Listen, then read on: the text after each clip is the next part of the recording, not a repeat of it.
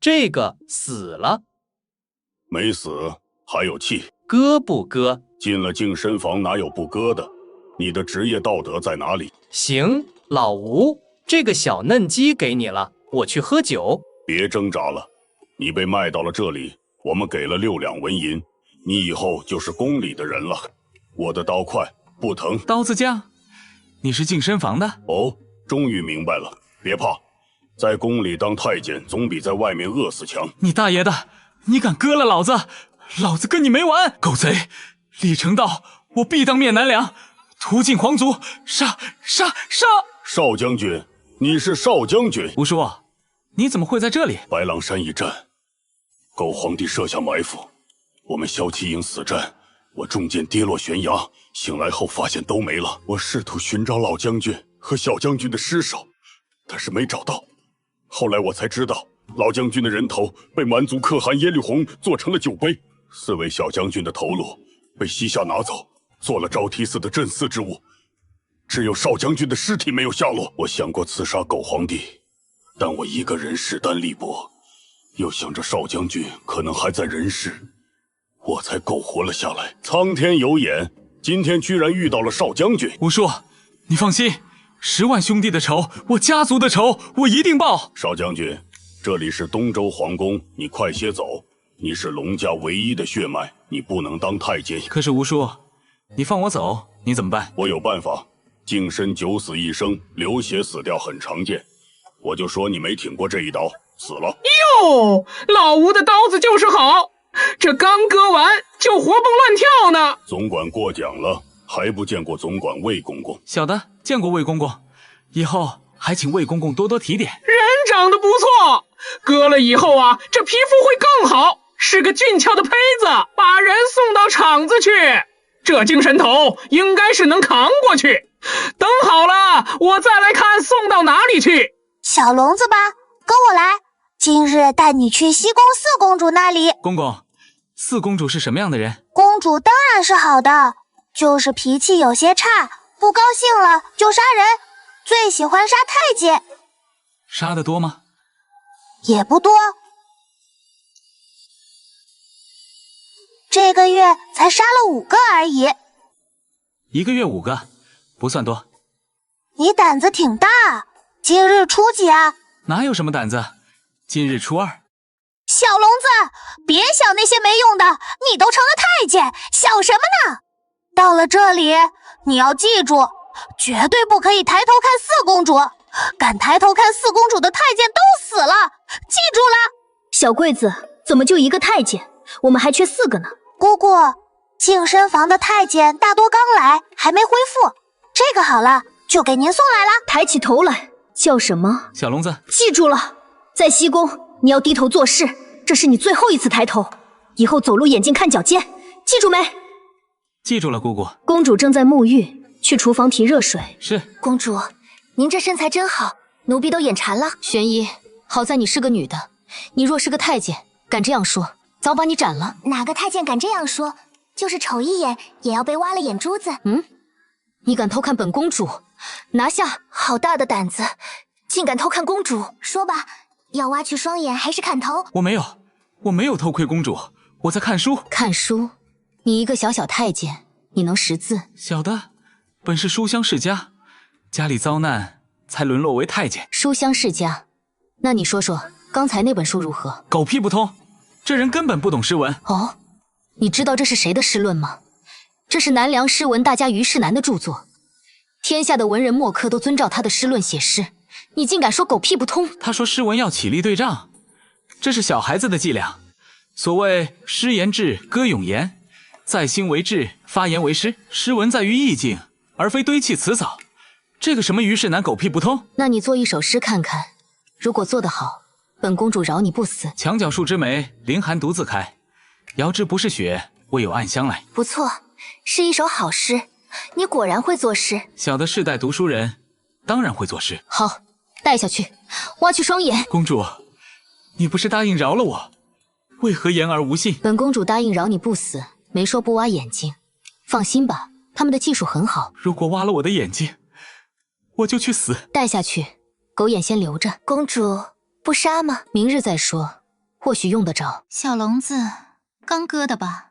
还挺像个男人。嘻嘻，这里是监牢，你喊破喉咙也没人会救你。那我就一头撞死，我死了，公主一定找你们算账。切，没意思，看你运气。明日若是用不到你，你就等死吧。敢偷窥公主？两位小姐姐，你们要干嘛？小龙龙，你唯一的活命机会来了，看你运气了。我看希望渺茫，就凭他。两位小姐姐怎么称呼？别问了，等你过了这关再说。就是如果没死，我们或许可以重新认识一下。今天谁来了？南梁、西夏。南梁使团出使东周，在大明宫斗诗文。东周这边处于下风，所以蒂洛西把你拉过来助阵。赢了免你不死，输了投胎去吧。余弟，如果你们东周对不上这首诗，那钓鱼城就是我们南梁的了。南梁使团这次提出斗诗，如果南梁输了，他们把临江城送给东周；如果东周输了，他们占据钓鱼城。他写的什么诗？一首有血的诗文。给我看看，行不行？公主放心，这种垃圾诗文也配拿出来丢人现眼？等等，我做了一首咏雪诗。只听说四公主格斗刺杀之术冠绝天下，没想到还能作诗。我还以为四公主不识字呢，没想到居然能作诗。我打仗能杀你南梁将帅，斗诗也能压你一头。听好了，请四公主引来。千山鸟飞绝，万径人踪灭，孤舟蓑笠翁，独钓寒江雪。妙哉！承让了。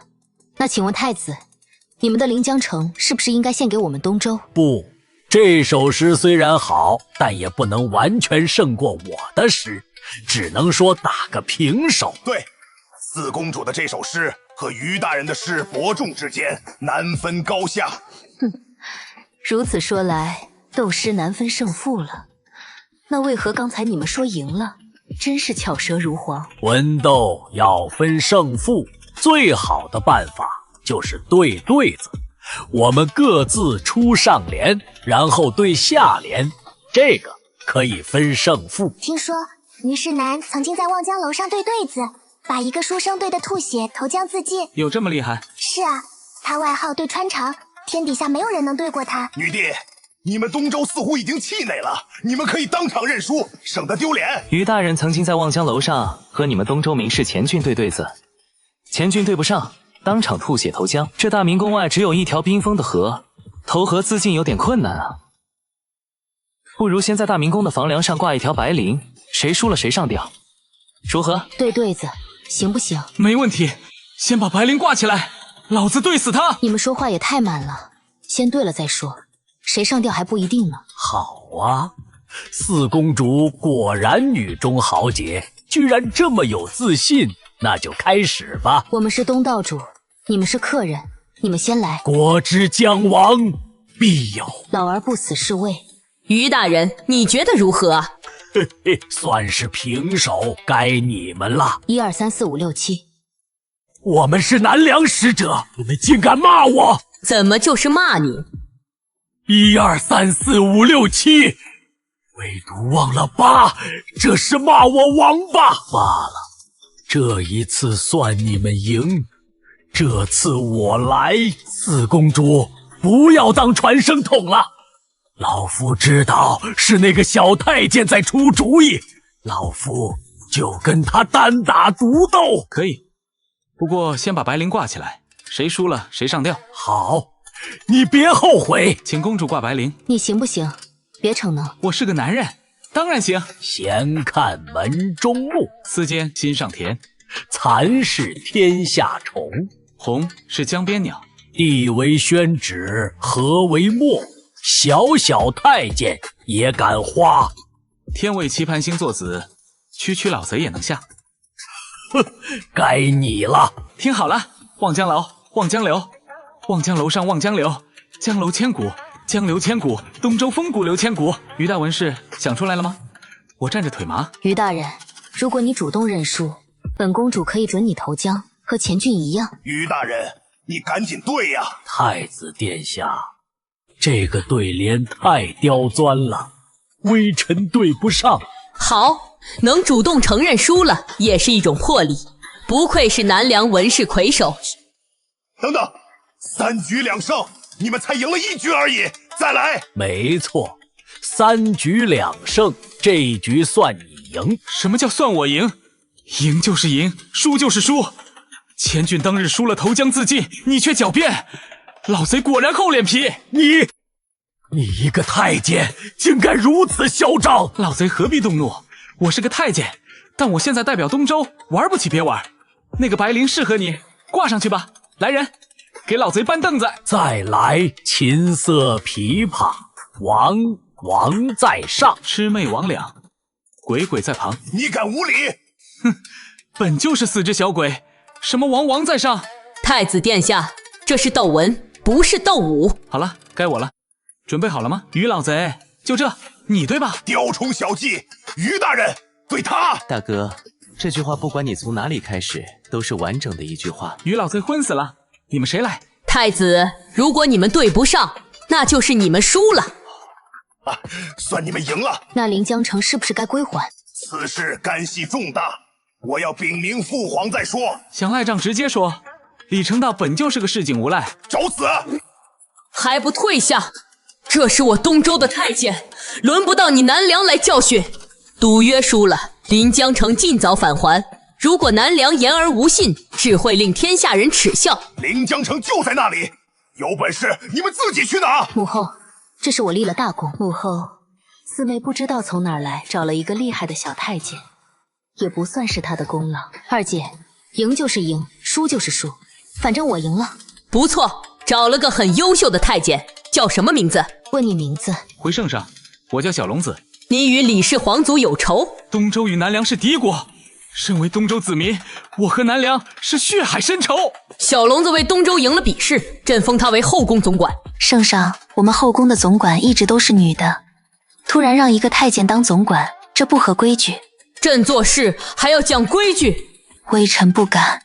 今日宫中举行宴会庆祝，去查查小龙子的底细，查仔细。圣上怀疑小龙子是奸细？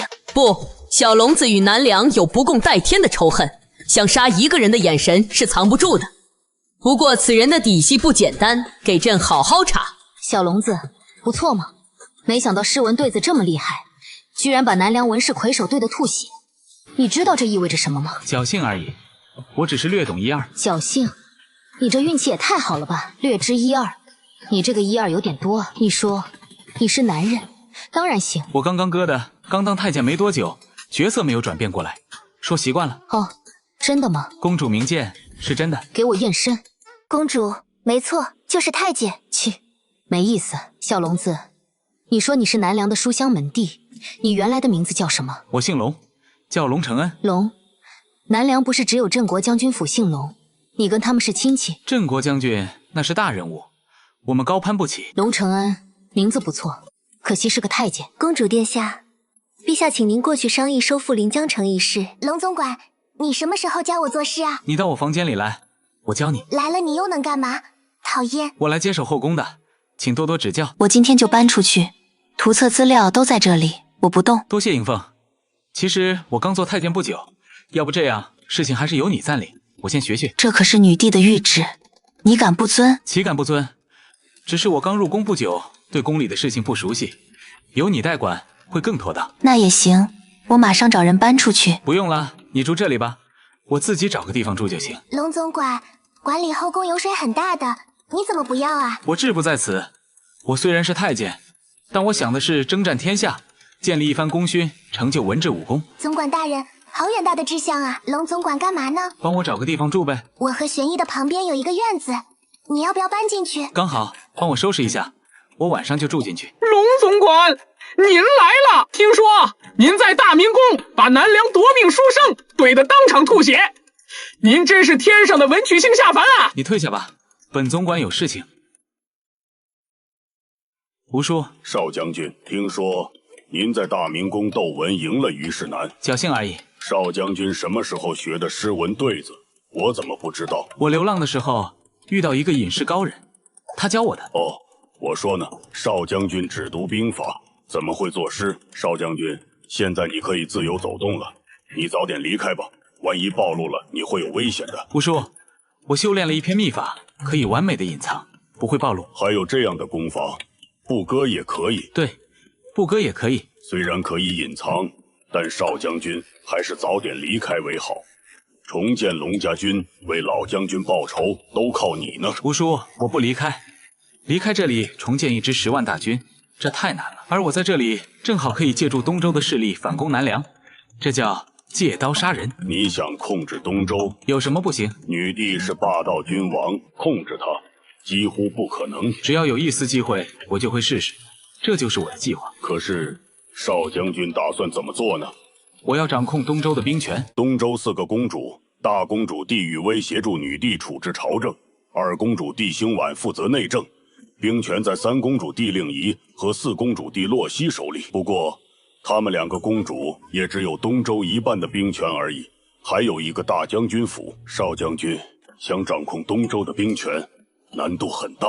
我知道不容易，但要灭南梁，只能借助东周。这次斗士大会以临江城为赌注，南梁不会乖乖交出来的，肯定要出兵攻打。临江城谁最熟悉？当然是少将军。南梁和东周在临江城必将有一场大战，我可以趁这个机会进入东周军事指挥层，然后慢慢掌握兵权。有什么用得到的地方，少将军跟我说。你以后不要叫我少将军，叫龙总管，省得被人发现。明白，龙总管。这次斗文我们赢了，洛熙干得很好。母后，四妹不知道从哪儿来找了一个厉害的小太监，也不算是她的功劳。二姐，赢就是赢，输就是输，反正我赢了。赢了就是好事，不用在乎这么多。现在我们要商议如何夺回临江城。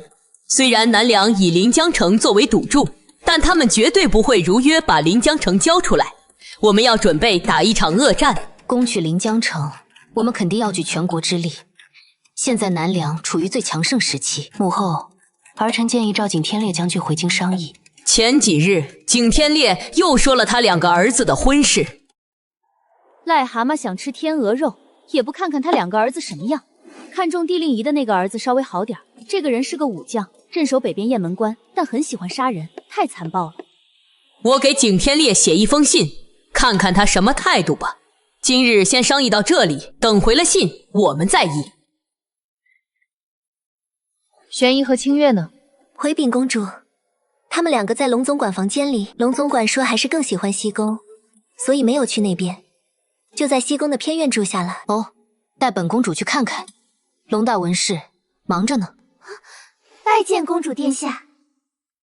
见过公主殿下。你现在可是天下第一文士，以后无需多礼。梅雪争春未肯降，骚人阁笔废屏章，梅须逊雪3分白，雪却输梅一段香。好诗啊！龙大文士不愧是书香门第，又写出了一首绝世好诗。随手写的而已。随手写的就有这个水平。大文士就是大文士，你这么有才，为什么进宫当太监？我流浪到东周，被一群恶霸打晕了，6两银子卖进了净身房。我不孝有3，无后为大，我对不起父母祖宗。岂有此理！居然如此无法无天，害得你当了太监。公主殿下，我们把那群恶霸抓了斩首。不，本公主要重赏那群恶霸，他们不把小龙子送进来，本公主哪里去找一个大文士？其实我最擅长的不是诗文，我最擅长兵法。哦，兵法你也懂？哪个男人不想建立一番功业？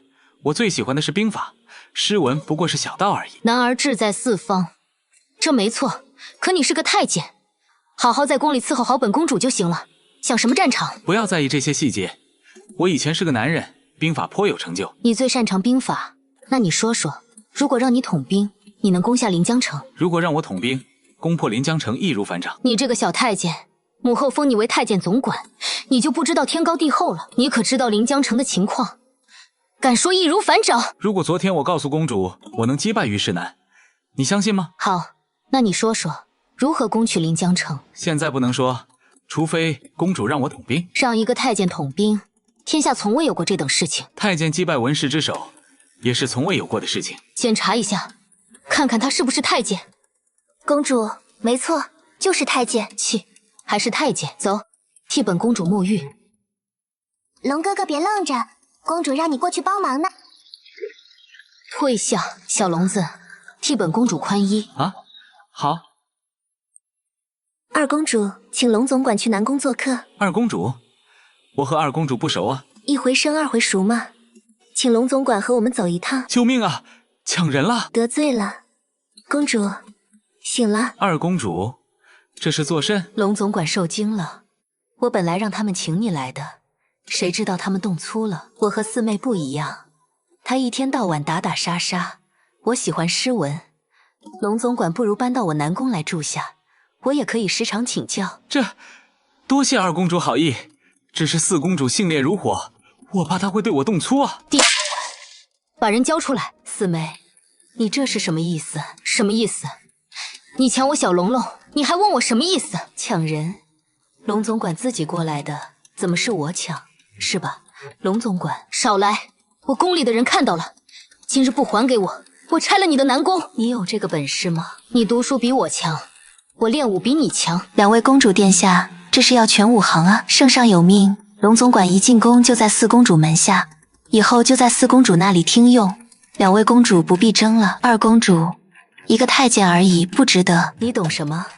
那可是天下第一文士。怎么样？差点就全武行了。真是胡闹！龙总管成了天下第一文士，两位公主惜才。他的背景查清了吗？查了，不知道从哪里来的。他自己说是南梁书香门第，被皇帝抄家后流浪到了东周，后来又被恶霸打晕了，送进了净身房，卖了6两银子。多少可查，多少不可查。除了被恶霸打晕卖进净身房，其他的都不可查。不过他似乎和净身房的老吴特别熟。老吴？对，此人名叫吴健，微臣查过了，他是龙家军的骁骑校尉，白狼山大战后流落到了东周，在净身房大半年了。龙家军姓龙，这个年纪难道？微臣也怀疑过，但是他的样貌不像龙野的5个儿子，还有他的修为几乎没有。龙家个个英才，龙野修为到了武皇巅峰，5儿子龙晨修为也到了武皇，其他4个儿子也都是武皇巅峰。当年朕和他们交过手，龙野的首级在蛮族可汗耶律洪手里，其他4个儿子首级在西夏招提寺，只有5子龙晨下落不明。如果说他是其中一个，那只能是龙晨；如果说他是其中一个，那只能是龙晨。可龙晨是武皇修为，这个龙总管修为太低了。你想想白狼山大战，如果他身受重伤，毁了容貌和修为呢？万一是南梁派来的奸细呢？不可能。在大明宫时，他看南梁4位皇子的眼神不可能作假，那是不共戴天的仇恨。他就是龙晨。属下马上杀了龙晨，斩草除根。不，龙家是南梁的忠臣，他们为国效力没有错。以前的事情不提了，现在龙晨到了东周，又和南梁结下了血海深仇，这对我们有利。龙兴于野，天下归一，有意思啊！天命就是天命。此事保密，任何人不得透露。再给梁晨编一个背景资料，让他和龙家彻底脱钩。从今日起，他只是我们东周的太监总管，和龙家没有任何关系。哼，一天到晚装斯文，居然这么下三滥，把我的小龙龙打晕了抢走。公主息怒，龙哥哥回来了就好。是啊，公主，这不是回来了吗？好在公主来得快，他们下手太狠了，差点脑震荡。你也太没用了，2个侍女就把你绑走了。我要是会武艺，也不至于被卖到宫里当太监啊。清月，去藏武阁找一本厉害的秘籍给小龙龙修炼。母后发话了，地兴完以后应该不敢再抢人了，你要好好修炼一下。对了，你真的有把握攻取临江城？公主带我出征，我保证攻破临江城。如果你没办法，本公主可是要惩罚你的哟。如果我没有办法，公主可以蹂躏我，绝不反抗。蹂躏你？你一个太监能干嘛？你如果能攻破临江城，本公主给你蹂躏，怎么样都行。公主不要后悔。后悔？为什么要后悔？你一个太监能干嘛？都听说了吧？天威军团进驻临江城。天威军团是南梁上官将军府的兵。上官威虽然自己没有出手，却让他的大儿子上官秀领兵，这跟耍赖有什么区别？我们都知道这是耍无赖，但这样做确实能堵住天下人的嘴。没什么好说的，打就是了。哪有这么容易？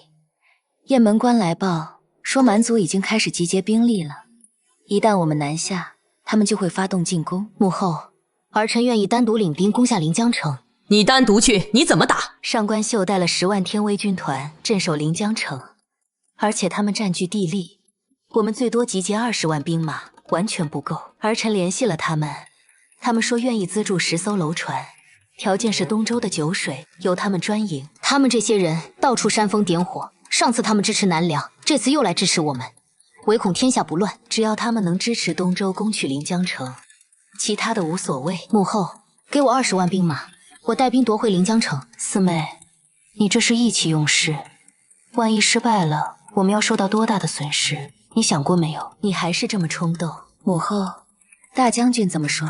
他说西夏压力太大，无法抽身。母后，给我兵马，我一定打下来。好，封你为南征大统领，夺回临江城。母后，四妹胡闹，你怎么能让他担任南征大统领？母后，请收回成命。母后，20万军队肯定无法攻破临江城的，只会损兵折将。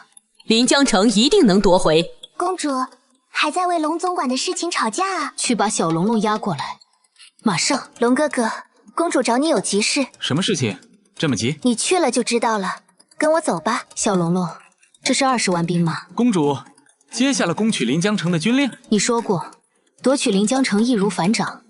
我这次敢接军令，完全是看你。如果你失败了，本公主把你先 X 后杀。公主，他是太监，太监。我知道，我就是打个比方。我问你，你有什么办法夺取临江城？公主集结兵马，到钓鱼城以后，我自然有办法。如果你敢骗我，后果你知道的。不就是先 X 后杀？我不怕。太监就是太监，死猪不怕开水烫。告诉你，这一战就算你没有办法，本公主也要打。玄一、清月，替我准备战甲，3日后出征。吴叔，你跟我来。少将军，蒂洛西接了军令，领兵20万攻取临江城，你跟我一起去。终于可以向狗皇帝复仇了。只是净身房那边，我是总管，从今天开始你就在我这里做事，3天后出发。好，祝你旗开得胜，收复临江城。等我的好消息吧。母后，大军出征，四妹还带着龙承恩出征，这成何体统？龙承恩足智多谋，或许能帮到洛西。母后，他一个文士还能打仗？你到底有没有办法？我这次接任务可全部靠你。你以为我会信吗？两国交战，你把筹码全部压在我一个太监身上。你可不是普通的太监，你是天下最有才的太监。你还说你的兵法更厉害。末将李仙南，恭迎公主殿下。公主才是美若天仙。公主，这2位是？这位就是大名鼎鼎的龙承恩，在大明宫斗文击败了虞世南的大文士。就是他呀，可惜了，长得挺俊秀，可惜是个太监。钓鱼城内有多少兵马？楼船都准备好了吗？5万，楼船一直都在准备。我们有楼船30艘，其他小船500艘。军队休整3天，3天后攻城。吴叔，还记得当初我们在这里的大战吗？当然记得，我们龙家军的血染红了城墙，浸透了半江水。是不是觉得有点讽刺？当年我们拼尽全力从东周夺取临江城，这次我们要从南梁夺回来。狗贼李成道陷害我们龙家军，这是复仇的开始。上官秀不是傻子，很难对付。上官秀不错，但此战他必败。上官秀娶了6公主，与我何干？我在东周有4个貌美如花的公主，比她香。将军，这次东周集结了25万兵马，楼船上百，看来有一场恶战。你觉得蒂洛西会如何进攻？属下不知，蒂洛西是4位公主中最狡诈的一个，她善于出骑兵。骑兵？我看他这次只剩下强攻了，真得谢谢龙家，把临江城建成铁桶一般。是啊，可惜龙家为我们上官家做了嫁衣裳。皇上答应我，只要这次击败蒂洛西，临江城就是我和公主的永久封地。恭喜将军！将军早晚可以开府建衙，建立自己的将军府。以前朝野把将军和逆贼龙尘相提并论，现在想来真是可笑。龙尘，龙爷的头颅在蛮族，他4个哥哥的头颅在西夏，他自己的尸骨恐怕已经被万马践踏成烂泥了。属下该死，属下不该提起那个逆贼废物。算了，一个死人而已，守备加紧，等蒂洛西过来，让他尝尝我们天威军团的厉害。公主这是要正面强攻，临江城防御坚固，正面进攻必败。蒂洛西看似冲动，实则未必没有后手，先看看再说。小龙龙，给本公主卸甲。公主的腿真好看，是不是很喜欢本公主的腿啊？可惜你是个太监，要不然早被公主挖了眼睛砍头了。你知道就好，我们家的女人不需要男人。你的兵法天下第一，你说说本公主刚才的部署如何？公主肯定有自己的考量。你的意思是本公主的安排不妥。临江城北面临江，城墙厚度15米，最外层用大青石板建造。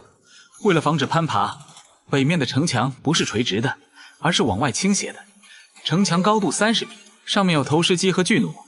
一旦楼船接近，投石机和巨弩同时发射，足以击毁楼船。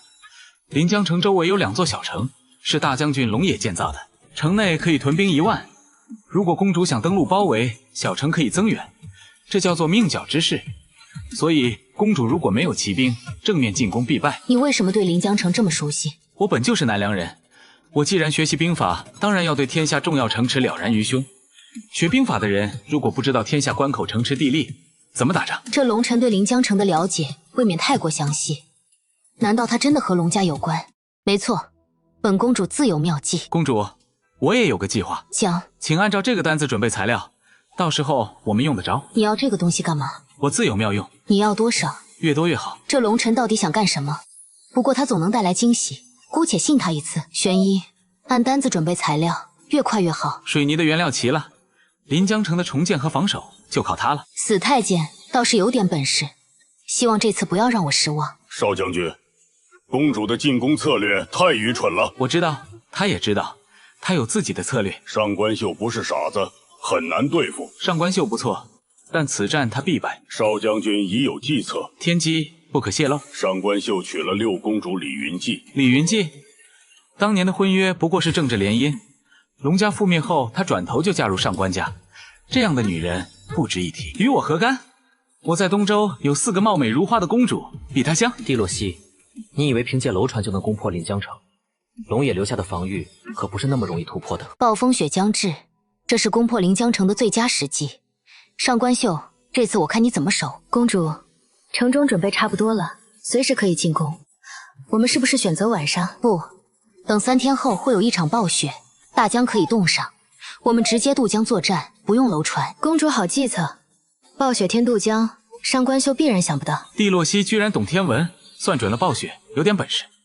不过龙家留下的后手可不止防御那么简单。这么大的暴雪，蒂洛西应该不会进攻了吧？但总觉得心里不踏实。都给老子睁大眼睛，小心东周偷袭！是。暴雪封江，楼船无法行驶。东周若要进攻，只能徒步渡江。临江城高池深，他们就是来送死。徐盛倒是警觉，可惜你们太小看蒂洛西的准备了。上官秀，接招吧！这么远的距离，希望能射中徐盛，可惜风太大，射偏了。没关系，真正的进攻才刚开始。这楼船改造的不错，借助风力，速度比预想的快。总管，公主好计策。不错，我也没想到公主会来这么一手。可惜啊，可惜龙家留下的火油罐子会让他最遗憾。将士们，冲啊！杀！不好，东周的楼船能在冰面上行驶，快通知上官将军。是。蒂洛西果然会趁暴雪进攻，但徒步渡江，怎么可能攻破临江城？将军，大事不好！东周军的楼头在冰上行驶，已逼近北城门。什么？随我来！龙野当年说过，暴雪天需防冰上奇袭，难道真被他言中了？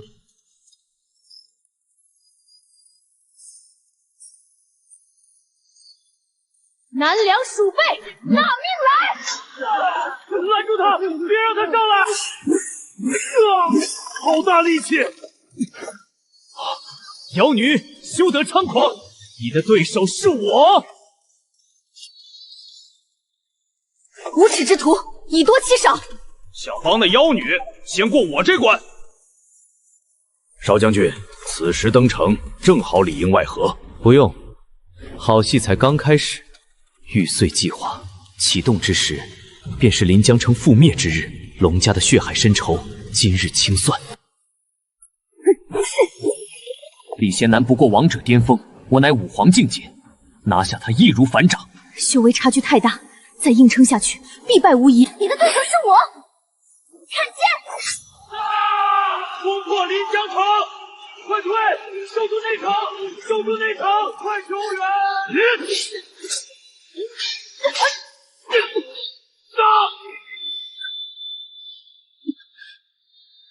不好！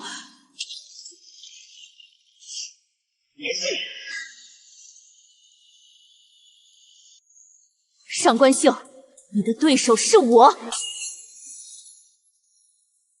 迪洛西，临江城已破，何必苦苦挣扎？临江城破了，谁告诉你的？蒂洛西也是武皇初期，想速胜没那么容易。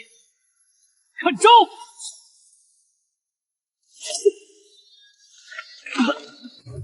好快的速度，这妖女竟如此强悍！公主，我来帮你。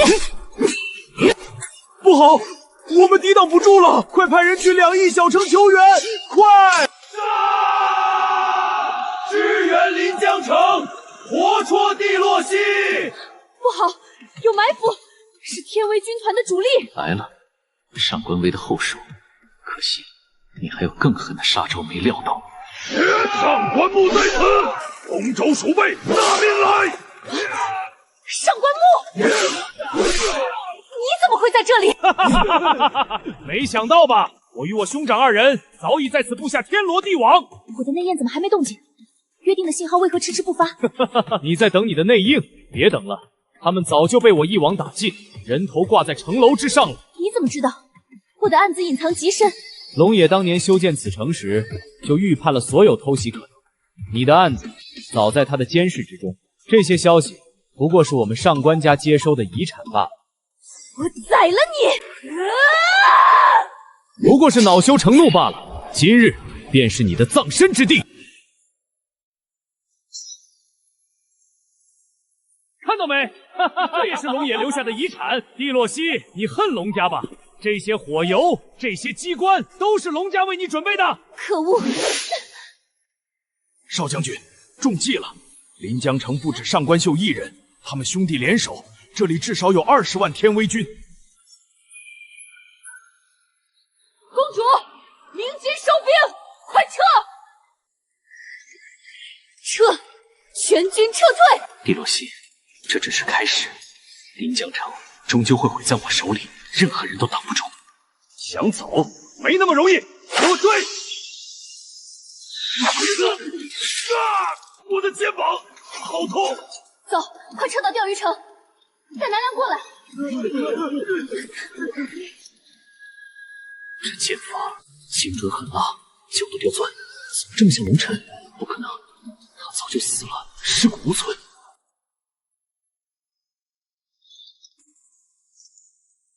居然让他们跑了！不，这不是刘健，这是冲着我来的。冲着你来的？谁？这是第2次，同样的地方。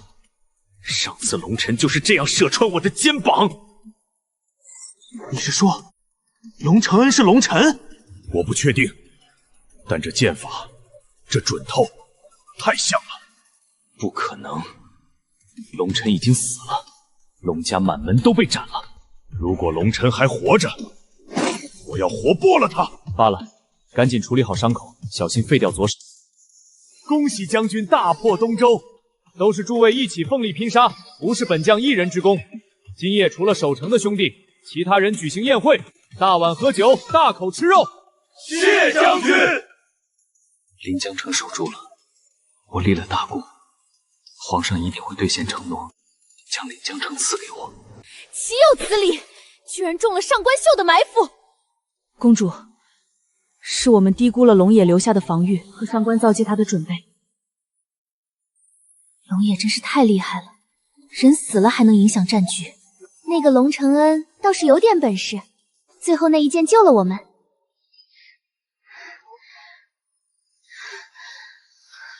小龙龙，你过来。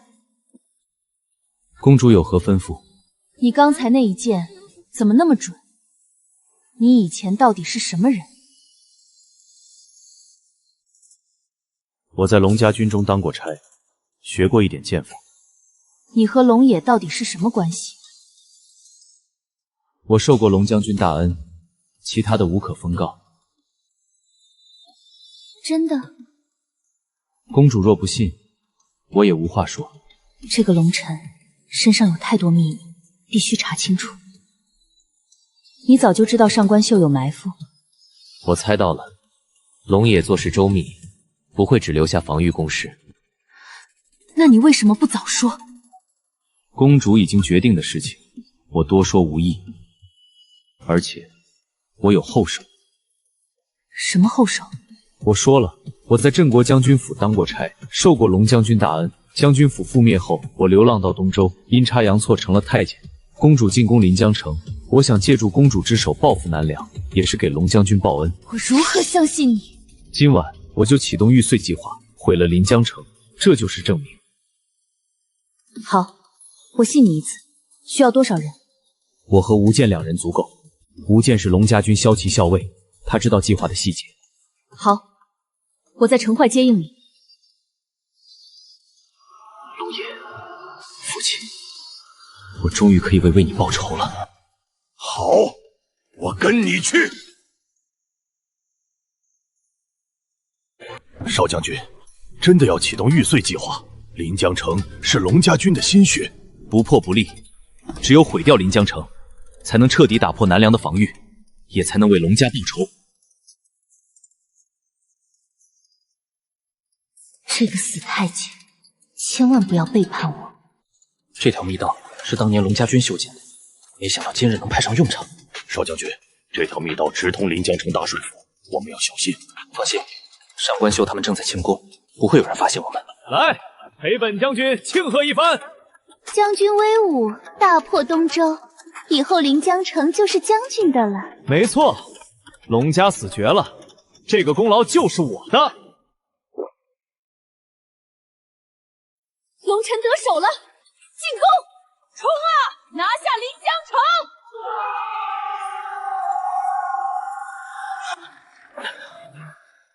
终于出来了，少将军，我们成功了。父亲，兄弟们，我为你们报仇了。谁干的？大哥，快走！临江城毁了！怎么回事？不知道，突然就炸了，到处都在燃烧，东周的军队杀来了。龙爷，一定是龙爷留下的机关。杀！一个不留！上官秀，你的死期到了！蒂洛西，我跟你拼了！你的对手是我。就上我大哥！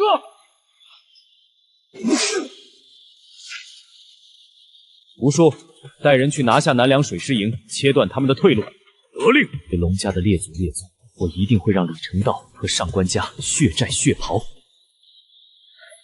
上官秀，你大势已去，投降吧。我乃南梁大将，不会投降一个女人。上官秀已被包围，降者不杀。我们投降！我输了。绑了！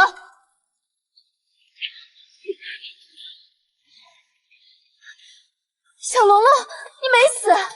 命大，没被炸死。太好了，你真的毁了临江城。玉碎计划就是与敌人同归于尽，幸好我们跑得快。这么好的一座城池，就这么没了。放心，我能毁了它，就能重建它。你说什么？我让你准备的石灰、粘土、铁矿石，就是用来重建临江城的。那些东西能建成？当然，用它们做成水泥，建成速度比以前快10倍，而且比青石板还坚固。还有这种东西？3天后，你们就知道了。龙家的仇还没报，临江城将是我复仇的基地。这水泥果然神奇，才3天，城墙就建起来了。再有10天，临江城就能恢复原样，而且比以前更坚固。有了这种水泥，我们以后建城就方便多了。水泥不仅能建成，还能用来制造防御工事，对付南梁的进攻。小龙龙，这次你立了大功，回到女儿城，我一定保举你。多谢公主。小龙龙，你真厉害！你以前到底是什么人？我以前可是镇国将军府的先锋大将。你当先锋大将，就你现在这修为？以前我也是猛将，只是成了太监后武力值下降了。没有哥以前是猛将，笑死我了！等我恢复修为，让你们看看真正的龙家军少将军的厉害。怎么回事？临江城丢了！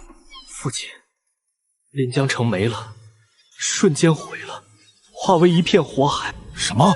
难道说临江城底下埋了天量的火油？父亲，孩儿只能想到这一个可能。那肯定是龙野埋下的，可他为什么要这样做？龙家已经死绝了，谁会知道这个事情？父亲，我怀疑龙尘没死。你确定？孩儿不确定，但那剑法太像龙尘了。皇上如何责罚？没有责罚，皇上还赐了疗伤药物。帝王的心思真让人想不通。我们这一次损失太大了，必须重建天威军团。什么？上官秀20万大军全灭，只有他们俩兄弟逃回来？帝洛西没有这个本事，难道女帝出手了？还是说龙尘真的没死？去打探上官秀为何大败，一定要查清楚龙承恩的底细。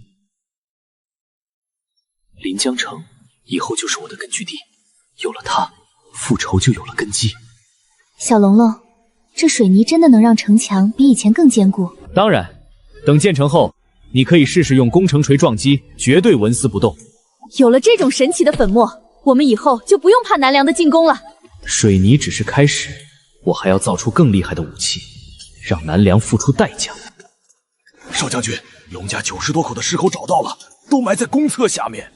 李成道、上官威，你们等着！列祖列宗，龙家的仇我一定会报。龙家世代英业，为国战死沙场，最后却落得个满门抄斩的下场。狗贼皇帝！龙将军是好人，我们不能忘了他。父亲，你当年对百姓的恩惠，他们都记在心里。没想到龙野在临江城百姓心中威望这么高。龙将军一生为国为民，百姓自然感念他的恩德。这个龙尘对龙野的感情不一般，他到底是不是龙尘？公主，水泥的事情要保密，这是我们东周的绝密武器。我知道，已经下了封禁令，谁敢泄露，格杀勿乱。另外，我还发现地狱山的黑土不仅能当燃料，还能提炼出煤成油，用来制作火油弹，威力比普通火油大10倍。真的？那我们守城就更有把握了。当然，我已经让人开始提炼了。小龙龙，你太厉害了，工部尚书的位子非你莫属。工部尚书只是第一步，我要拿到兵权，掌控东周的力量，为龙家复仇。陛下，东周居然在这么短的时间内重建了临江城，还发明了一种神奇的粉末，筑城速度奇快。把你手下的人全放出去，不惜一切代价，一定要把这种粉末弄到手。再让你集结天威军团所有兵力，3日后立刻出兵，夺回临江城。臣遵旨。李成道、上官威，你们尽管来，我在临江城等着你们。这一次，我要让你们有来无回。四公主大破南梁，歼灭20万天威军团，此乃不世之功。朕欲将临江城封为四公主的永久封地，众位爱卿以为如何？启禀圣上，当年龙野侵占临江城，南梁便将其赐予龙野作为永久封地。如今公主收复此城，圣上一力赐封，合情合理，臣无异议。皇上，洛熙公主此番大捷，扬我国威，确实应该重重封赏。好，朕便将临江城赐予四公主，作为永久封地。兵部即刻核对出征将士时功劳，一并论些刑赏。母后，此次攻占临江城，太监总管龙承恩居功至位，儿臣请求册封他为工部尚书。依我看，让太监担任尚书。洛熙，尚书乃朝中宰相，位极人臣，岂能让一个太监担任？这不合祖制。圣上，尚书一职统领6部，乃国柱石，让一个太监出任宰相，恐遭天下人耻笑，说我东周无人。众卿家莫要小觑于人。此次大破临江城，是龙承恩献气引爆了城下火油，城破之后，又是他发明了那神奇的粉末，在半月之内重建坚城，如此惊天动地之功，难道不配尚书之位？这绝无可能，他一个深宫太监，怎会知晓临江城下藏有火油？他在南梁军中有隐秘渠道和熟人，是从那里得到的绝密消息。公主殿下，您说龙承恩发明了神奇的粉末，敢问那是何物？可否呈上来，让臣等一观？此乃我东周克敌制胜的绝密武器，无可奉告。不过临江城已然建成，王侍郎若有疑虑，大可亲自去临江城查验真伪。公主殿下举荐龙总管，原因是龙总管在临江城立下大功，又发明了神奇的粉末，而在短时间内重建了临江城。而各位大人反对，是因为龙总管的身份是太监，担心天下人耻笑。依我看，不如这样，让龙总管暂代工部尚书一职。如果龙总管做得好，那就不称职；如果不，我们就撤职，如何？百里尚书说的不错，朕同意。百里尚书说，如果不称职就撤职，那如何判定？对啊。如何判定龙承恩称职还是不称职？目前我们有2个大问题需要公布解决，其一是女儿城人口过100万，每日烧柴潮求量巨大，但周边山林已被砍伐殆尽，木材需从外地转运，耗费甚巨。若龙总管能解决此难题，便是过了第一关。我东部的2大为贤，其是我朝，重回任人东张协。只要龙总管胜任，纵使是太监之身，亦不惧天下非议。母后，烧柴的问题已存在数十年，历任工部尚书皆束手无策，这不是故意刁难龙承恩吗？洛熙，这个小太监可是能耐得很，我相信他一定能创造奇迹。微臣愿意接受这个挑战。希望各位大人届时不要食言而肥。龙总管好气魄，希望这次你能再创奇迹。好了，我军大胜归来，今日就在大明宫赐宴，为中尉将士接风洗尘。儿臣拜见母后，平身吧，这次辛苦你了。朕听说上官威设下埋伏，你打得很辛苦。对，幸亏龙承恩有后手，启动了玉碎计划，不然这次恐怕会惨败。龙承恩屡立大功，本该重赏，但他的身份太过特殊，朝中反对的声音很大，你也看到了。儿臣知道，儿臣是想问一事事情，曾是龙承恩的真实身份到底是什么？儿臣怀疑他可能是龙承恩的身份，朕查过了，那个金身房的刀子匠吴健，本是吕女的骁骑校尉，他们2人常有往来，这些朕都一清二楚。那就好，他也是这么跟儿臣说的，只是儿臣总担心他隐瞒了身份。朕早就查过了，如此文韬武略之人，不馁清底细，谁敢放心任用？也是，小龙龙真的太聪明了，既能斗文压制于世囊，又能打仗出奇策，关键是他对南梁的事情了如指掌，这次玉碎计划就是他启动的。你去问问龙承恩，打算怎么解决烧柴的问题。工部尚书这个位子想坐稳，必须拿出能让众人心服口服的手段。母后，这个问题根本无解啊，难道让他用法术变出一片树林来？你要相信，这个龙承恩鬼点子多着呢。小龙龙，你打算怎么解决木柴的问题？你要是没办法，工部尚书的位子可就泡汤了。山人自有妙计，不急。公主殿下要不要来一局？1张牌1件衣服哦。你一个太监，赢了又能怎么样？公主，替我们报仇啊！我们跟他斗地主就没赢过。是啊，公主殿下，他老是出其不意，我们根本不是对手。来就来，我倒要看看你这个小太监有多能打。对，我只剩下1张牌了。小龙龙出牌呀！4个3，炸弹，1个5，我赢了。怎么又输了？岂有此理！把他给我按住！太解气了，还是公主英明。就是，跟他废什么话，扒了就是。小龙龙还不起来服侍本公主？怎么当太监的？身为一国之公主，居然言而无信，难道不知愿赌服输的道理吗？我的规矩就是规矩，快点起来！四公主收复临江城，又灭了天威军团20万，她的风头很盛啊。四妹运气真好啊，得到了一个极品太监，文能压制大食指于世难，武能大破天威军团。怎么我身边没有这样的太监？是属下无能，不能为大公主分忧。我不是这个意思。那个龙承恩的底细查清楚了吗？查了，是龙家军的人。他曾经是龙野的侍卫，龙家军覆灭后，他流浪到了东周。这次他借助四公主的手报复了南梁。原来是这样，难怪他对临江城这么熟。不是奸细就好。四妹虽然和我有竞争，但国体为大，不能内耗。公主，要不要试试把龙晨挖过来？你有办法。今日朝堂上打赌，要龙承恩解决烧柴的问题。这个问题是无解的。如果大公主保举他做工部尚书，属下以为龙承恩会知恩图报。对，你去拉拢龙承恩，就说本公主许诺他一定能得到工部尚书的位子。大公主手下的人查了龙晨的底细，微臣把事先准备好的资料送出去了。很好，以后龙晨的所有资料都按照这一套来。朕估计南梁也该派人来打探了。微臣领旨。龙总管好迷人啊！我突破宗师境了。总管真是神人，这么短的时间，居然从武者境界练到了宗师境界，太厉害了！龙总管好兴致啊！阁下是哪位？我叫何宁馨，东宫的女官。原来是何大人，失礼了。龙总管客气了，你现在是后宫总管，还暂代了工部尚书的官职，职务比我高。不知道何大人来我寒舍有何贵干？四公主推荐龙总管担任工部尚书的职务，朝中反对的很多，还出了难题。女儿城缺乏木柴的问题已经存在了几十年，从来没有解决的办法，立不出的这个难题是个死局。所以呢？龙总管是个人才，能文能武。大公主有一招来，只要龙总管答应，大公主保举你做工部尚书。四公主无法说服朝臣，大公主就能做到？对，因为大公主是东宫公主。多谢大公主好意。吏部的难题很简单，我能解决。小龙龙，你看如何？公主的书法越来越精湛了。不错。不错，只是不错。小龙龙，公主的字可是大书法家王先之亲授的，怎么也得夸夸呀！哇，小龙龙，你的书法也行啊，这笔锋也太好看了吧！不错啊，小龙龙，你除了那里没有了，啥都行。回公主殿下，微臣还会其他字体，今日便给公主和两位姐姐开开眼界。这个瘦体字是你自创的？对，是微臣自创的。从今天起，这瘦体字便是本公主的，你记住没？小的知道了，这便是公主自创的兰花体，字体如兰花吐蕊，平平独立，恰似空谷幽兰，清雅脱俗。好，就叫兰花体。你再写几幅，本公主好好琢磨琢磨，日后便是我的专属字体。好字好诗，小龙龙，可惜了，可惜你是个太监。如果我不是太监，公主是否会以身相许？小龙龙，你还是先去净身房把你的东西接回来再说吧。移花接木，枯木逢春，子鸟再生，凤凰涅槃，龙总管加油呀！如果你不是太监，我就亲手把你再割一次。书法不错，但吏部出的难题，你有解决的办法吗？微臣已有办法，不过需要公主殿下帮忙。什么帮忙不帮忙的？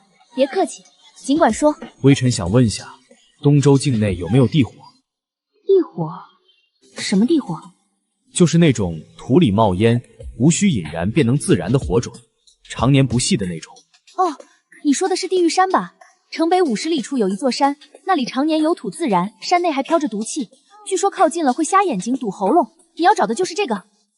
正是，有了这地火，女儿城的难题便能迎刃而解了。我想去看看那个地火。地狱山的地火据说烧了几百年，那个烟雾有毒，人进去后眼睛会瞎掉，呼吸也会变得困难。你去那里干嘛？吏部让我解决女儿城烧柴的问题，我的计划就在地狱山。清月，让刑部的人带路，带他去看看。小龙龙，那座地狱山真的有毒，你小心点，不要被毒死了。你可是本公主的大宝贝。公主放心，我的求生欲很强的。老曹，四公主命你带龙总管去地狱山走一趟。地狱山？龙总管去那里干嘛？后宫有不长眼的太监？不，我去看看那个地狱山。龙总管，别去，那里全是毒气，只有罪大恶极的贩子才会被押送到那里，丢进山谷中折磨死。没事，我就去看看，你带路就行。曹主事，龙总管是四公主的人，也是朝中的工部尚书，你要保证他的安全，出了问题唯你是问。这里就是地狱山了。地火虽然有毒，却也能取暖。那些买不起木柴木炭的百姓就住在这里过冬。东周的冬季寒冷，没有木柴，估计只有冻死了。龙总管，再往前就是地狱山核心区域了。戴上围巾，记住要捂住鼻子。你带路吧。曹主事，可以了。龙总管不觉得头昏吗？头昏？龙承恩，你在龙家军中担任什么职务？为什么军籍上没有你的名字？你的本名叫什么？你是南梁奸细！回答，本名叫什么？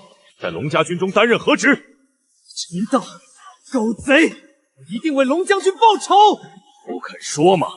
看来不用刑不会开口。你没有中毒？和你单独出来，我怎么敢用你的东西捂住口鼻？你知道围巾有毒，我哪里暴露了？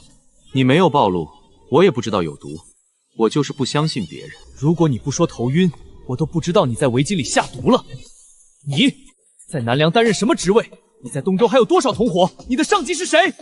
不过武者境界修为，一条小泥鳅能翻起什么大浪？乖乖束手就擒，可以少受些苦楚。皇上有旨，你若是反正，重归南梁，可以重用你。哼，老子与狗皇帝不死不休！不愧是龙家军的，有种！南梁奸细想杀我！南梁奸细，曹主神，小龙龙，你没事吧？死不了，没死就带回去审问，应该可以顺藤摸瓜找到不少潜伏的奸细。带回去，严加看管，不许他寻死。你没有受伤吧？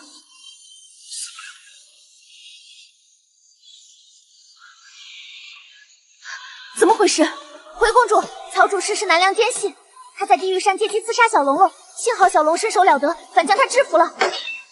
宰了他，碎尸万段！别，好好审问一下，看看朝中还有多少潜伏的奸细。我不想再经历第二次龙家军覆灭的惨剧。对了，那个地狱山的地火载体其实就是煤炭，有了这个，女儿城烧柴的问题就能彻底解决了。什么时候了，还想着烧柴的事？快随我去内殿洗澡，处理伤口，一身的尘土和血腥味。陛下，南梁奸细老曹在地狱山刺杀龙尘，未能得手。龙尘呢？受伤没有？回陛下，龙尘并未受重伤，他反杀了奸细的反扑。四公主已命人将老曹救活，此刻正在西宫准备审问。让辛婉去，他掌管刑狱，是审问的行家，由他出手，必定能挖出所有线索。臣领旨。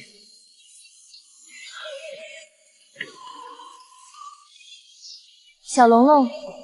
什么小龙龙？小龙龙是你叫的吗？规矩都忘了。二公主来此必有正事，还是先把正事说了吧。母后命我来审问这个奸细。来人，把奸细带走，移入专属审讯室。坐下。你刚才是不是看二姐了？公主殿下，您老是公主，她也是公主，我一个小太监，我都不敢正眼看她，万一把我眼睛挖了呢？挖眼睛可是你家的祖传技艺。什么叫挖眼睛是我们家的祖传技艺？你再说一遍。公主殿下，我们说的那个地狱山，我敢断定那是煤山，那里的黑土可以作为燃料取代木柴，而且储量足够女儿城用数百年。用黑土取代木柴，这不可能，那东西有毒，吸入会瞎眼睛的。传说那座山通往地狱，那些泥土沾染了地狱的血血，燃烧的火是地狱业火，所以才常年不灭，碰不得的。那种土不是什么地狱劫水所染，是煤炭，树木腐烂后经过千百年演变而成。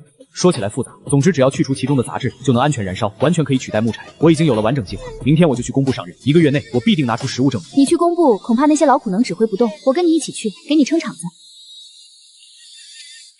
徐侍郎呢？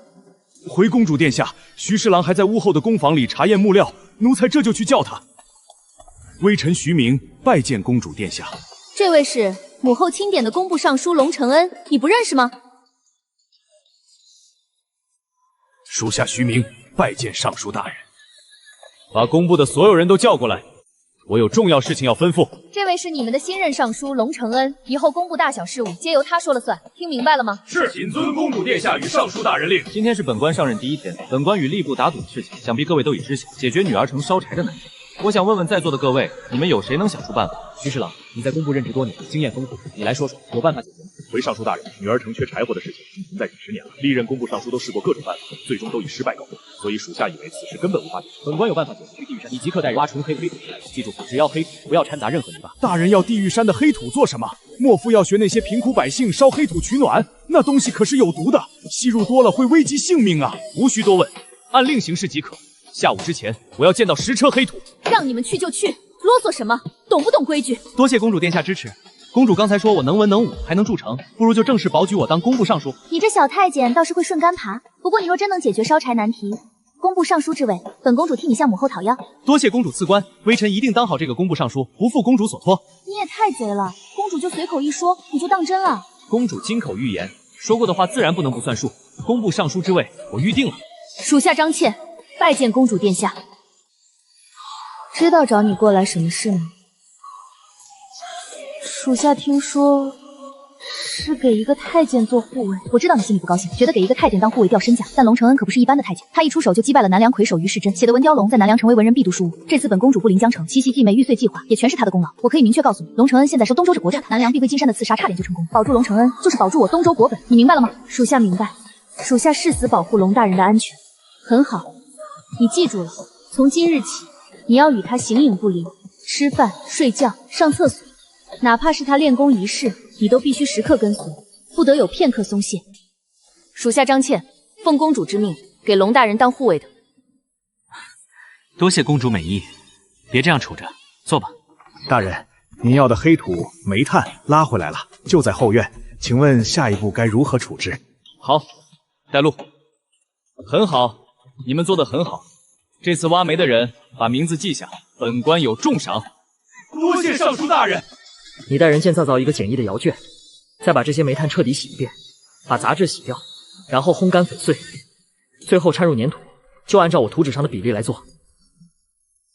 属下领命，一定按大人的吩咐办妥。欢迎大人回家。这位是公主安排的护卫张倩，她以后也住在偏院，你给她安排一个房间吧。不用，我和大人住一起。晚上睡觉呢？公主有命，吃饭、睡觉、上厕所都在一起，形影不离。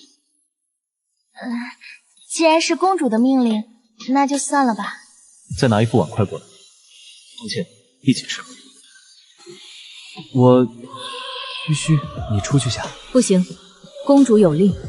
我上厕所啊。我知道，我守着。虽说我是太监，但男女之间的礼节还是要的。你这样传出去，我怎么做人？那我转过去不看。美女，要不要一起啊？一起吧，一天两天你坐着，3、5年你也坐着，身子扛不住的。不了，如果累了，我可以打地铺。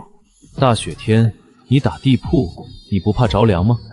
女孩子要爱惜自己的身体，上来吧，不盖一床被子就行。多谢大人。大人，这个被子好奇妙啊，这么暖和。这是鸭绒被，用鸭子的绒毛做的，轻便又保暖。大人真聪明，竟能想出这样的法子。这个孔洞必须对着通风口，有空气进去才能充分燃烧。居然没有毒物？煤炭的毒气来自里面含用的油脂和硫磺，我已经通过水洗和筛选去掉了杂质。这个蜂窝煤是绝对最安全的，而且煤炭燃烧时的热量很充足，比木柴、木炭都要好。小龙龙厉害啊，居然真的能用！龙大人真厉害，这煤炭真的可以燃烧，而且不产生毒气。这样说来，煤炭完全可以取代木柴。我们女儿城的烧柴问题终于解决了，困扰我们几10年的难题居然被龙大人解决了，是我们公布的大功啊！龙尚书厉害，属下佩服。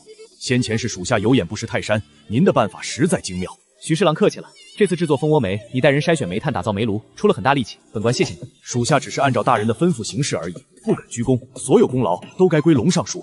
小龙龙，有了这蜂窝煤，工部尚书的职务你算是坐稳了。公主殿下，我还有更好的东西给你看看。还有别的东西？小龙龙，你这什么东西啊？黑乎乎的，还这么粘稠。这是烘干煤炭时凝结得到的煤山油，是煤炭的附属产物。有什么用啊？看起来黏糊糊的，不像能派上用场的样子。我们到外面来演示就知道了。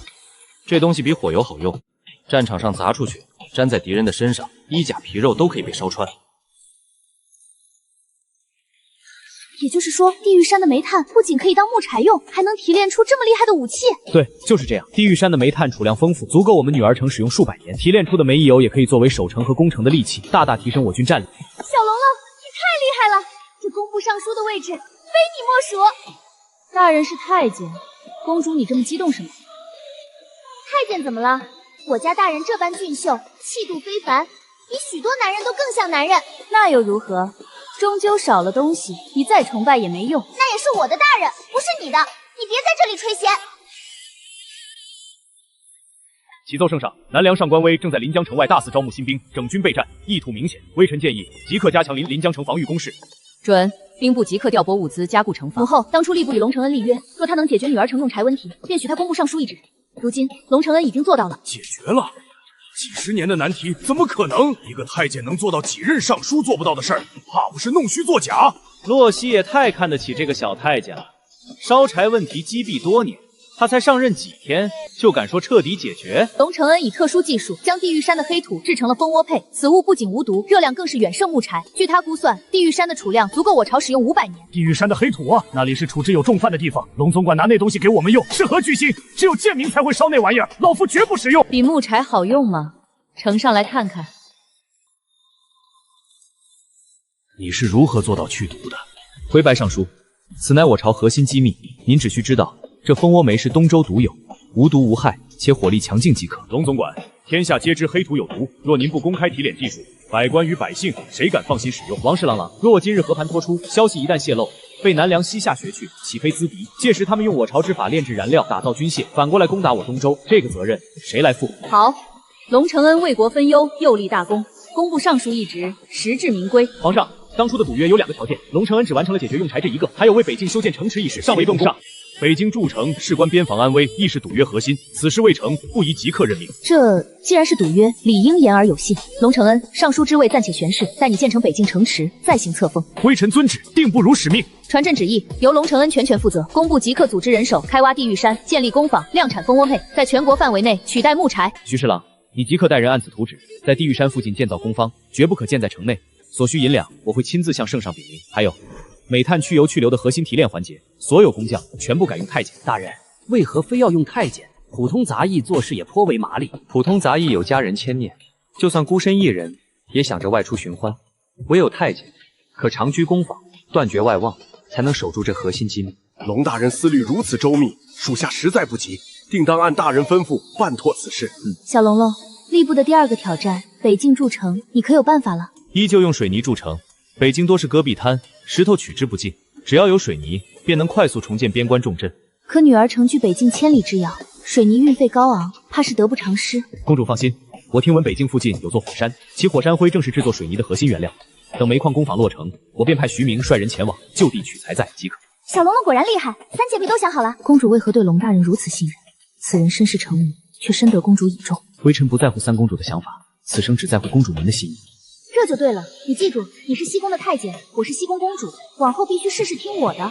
早就知晓蒂洛西这只母老虎极护使，我若有半分不忠之态，恐怕挖眼睛割鼻子的刑罚即刻便会落在身上。洛西这些日子没有为难他吧？回圣上，并无。四公主对龙大人极为器重，凡事皆听其谋划。龙承恩屡立奇功，本该重赏，奈何他身份特殊，朝中反对之声甚嚣时尚。圣上，还有一事。龙大人的修为已突破至王者境。怎么可能？他去年不还是武者境界吗？去年确是武者境，短短1年便进阶王者境，真乃天才。当年他20岁便修炼至武皇境，如今重练，会不会他当初刻意隐藏了修为？不可能，去年他的修为确实废了，1年时间重回王者境，这究竟是好事还是坏事？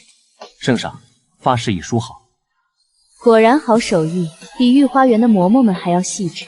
女帝乃天下唯一突破武皇，进入帝尊境的强者，其感知何等敏锐，我需万般小心，绝不能让她察觉我并非真太监。洛西性子烈，这些日子他未曾为难你吧？回圣上，四公主对微臣极为体恤，并无半分为难。洛西这丫头护短得很，你顺着她些，与你无害。微臣知晓。关于吏部的第2个考题，北境筑城，微臣已拟定详细计划，恳请圣上恩准。计划周详，朕准了。待北境城池筑成，你便可正式就任工部尚书。微臣谢主隆恩，定不辱使命。对了，尹凤，当年是谁给龙哥恩净身的？回圣上，是骁骑校尉吴健。吏部给你出的2个考题，木柴的问题已解，重建北境要塞之事，你打算如何实行？回圣上，微臣仍将采用水泥筑城之法。北京戈壁滩石料遍地，不缺建水泥。臣听闻边关附近有火山，其火山灰可制水泥。待煤矿工坊落成，臣便派徐明率人前往，就地取材，省时省力。很好，思虑周全，朕准了。待北境城池修建完毕，你便可正式就任工部尚书。微臣谢恩，定不辱使命。龙总管，真是好迷人啊！我已突破宗师境。总管真是神人，短短10日，竟从武者境一路练到宗师境，太厉害了！昔日我20岁突破武皇境，被誉为天纵奇才，奈何白狼山一战修为尽毁，如今重练，哪怕千难万险，也必当尽快恢复实力，为龙家满门报仇雪恨。这般俊美的容颜，健硕的肌肉，如此阳刚的气质，怎么看都不像是个太监啊！龙大人的修行速度太快了，从宗师初期到宗师后期，不过数月，照此速度，年底便能突破王者境。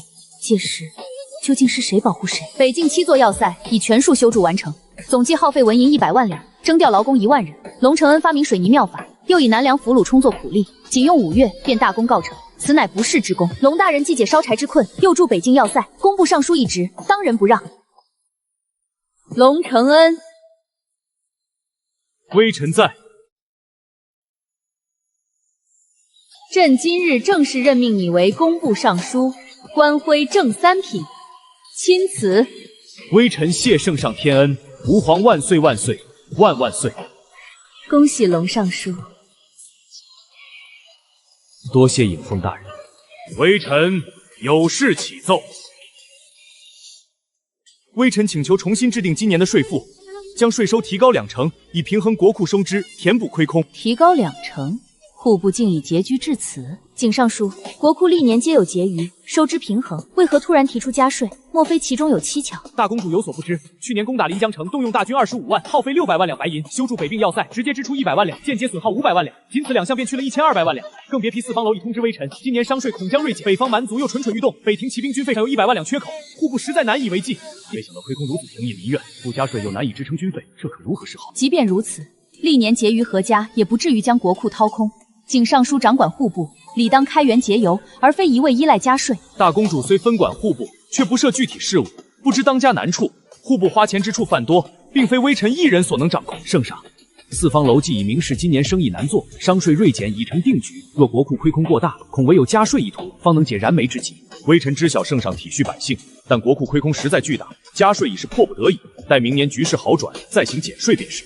圣上，南梁秣马厉兵，蛮族虎视眈眈，西夏亦蠢蠢欲动，军费万万不可短缺，否则边境危矣。龙尚书，你素有奇谋，此事你怎么看？回圣上，微臣以为当务之急并非加税，而是彻查户部账目，捋清亏空根源。若账目不清，盲目加税，既伤百姓，亦难堵漏洞。死太监，你什么意思？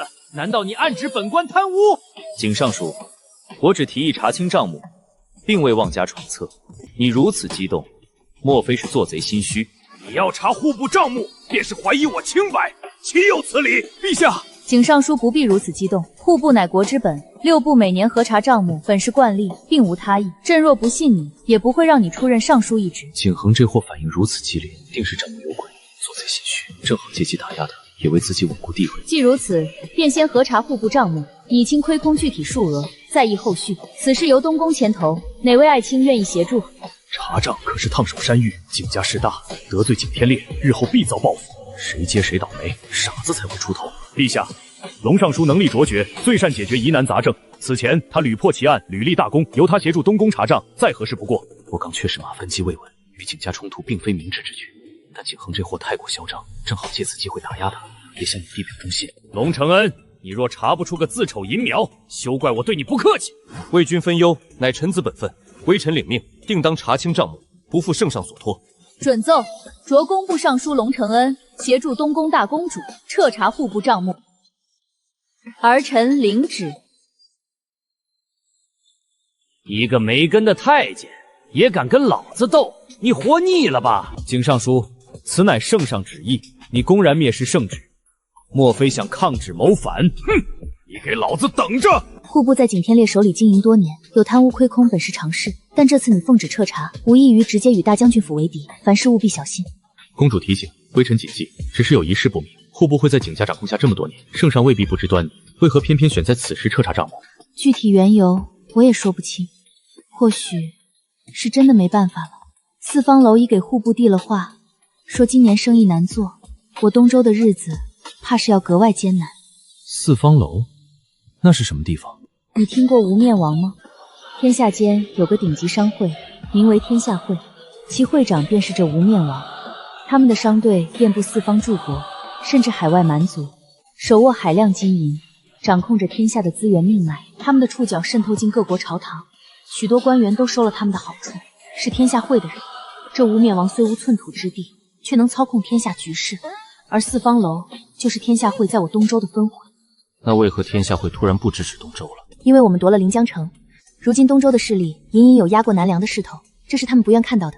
我明白了，他们想维持天下军事，让诸国势力相当，这样一来，所有国家都会争相讨好天下会，寻求他们的帮助，而他们便能永掌操控天下的大权。你果然聪明，一点就透。我们势力强了，他们便暂时冷落，转而寻求新的平衡。那他们会转而支持南梁吗？应该不会。如今三国之中，西夏最弱，为了维持军事，他们下一步大概率会扶持西夏。我也是这么想的。南梁与蛮族虎视眈眈，西夏又可能趁机发难，国库开支一旦跟不上，便是灭顶之灾。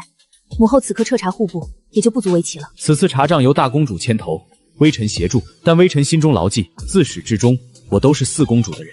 孺子可教，记住你说的话。若是敢投靠大姐，本公主定将你先 X 后杀。嘿嘿，公主说笑了，微臣不过是个太监，哪有什么可让公主图谋的？你觉得本公主是在吓唬你？我手里的手段多着呢。这个公主简直是死变态啊！小的记住了，绝对不敢有二心。公主放心。大人，您怎么了？可是暖无之事不顺心。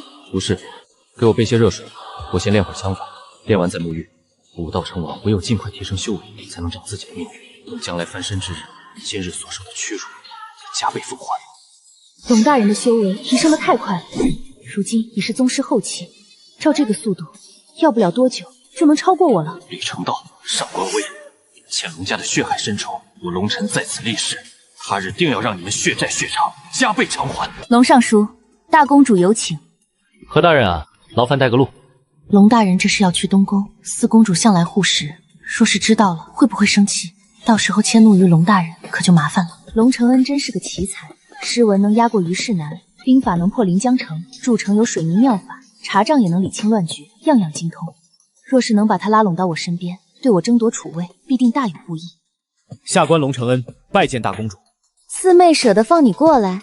下官是朝廷的人，四公主深明大义，吩咐让我仔细协助大公主处理户部查账事宜。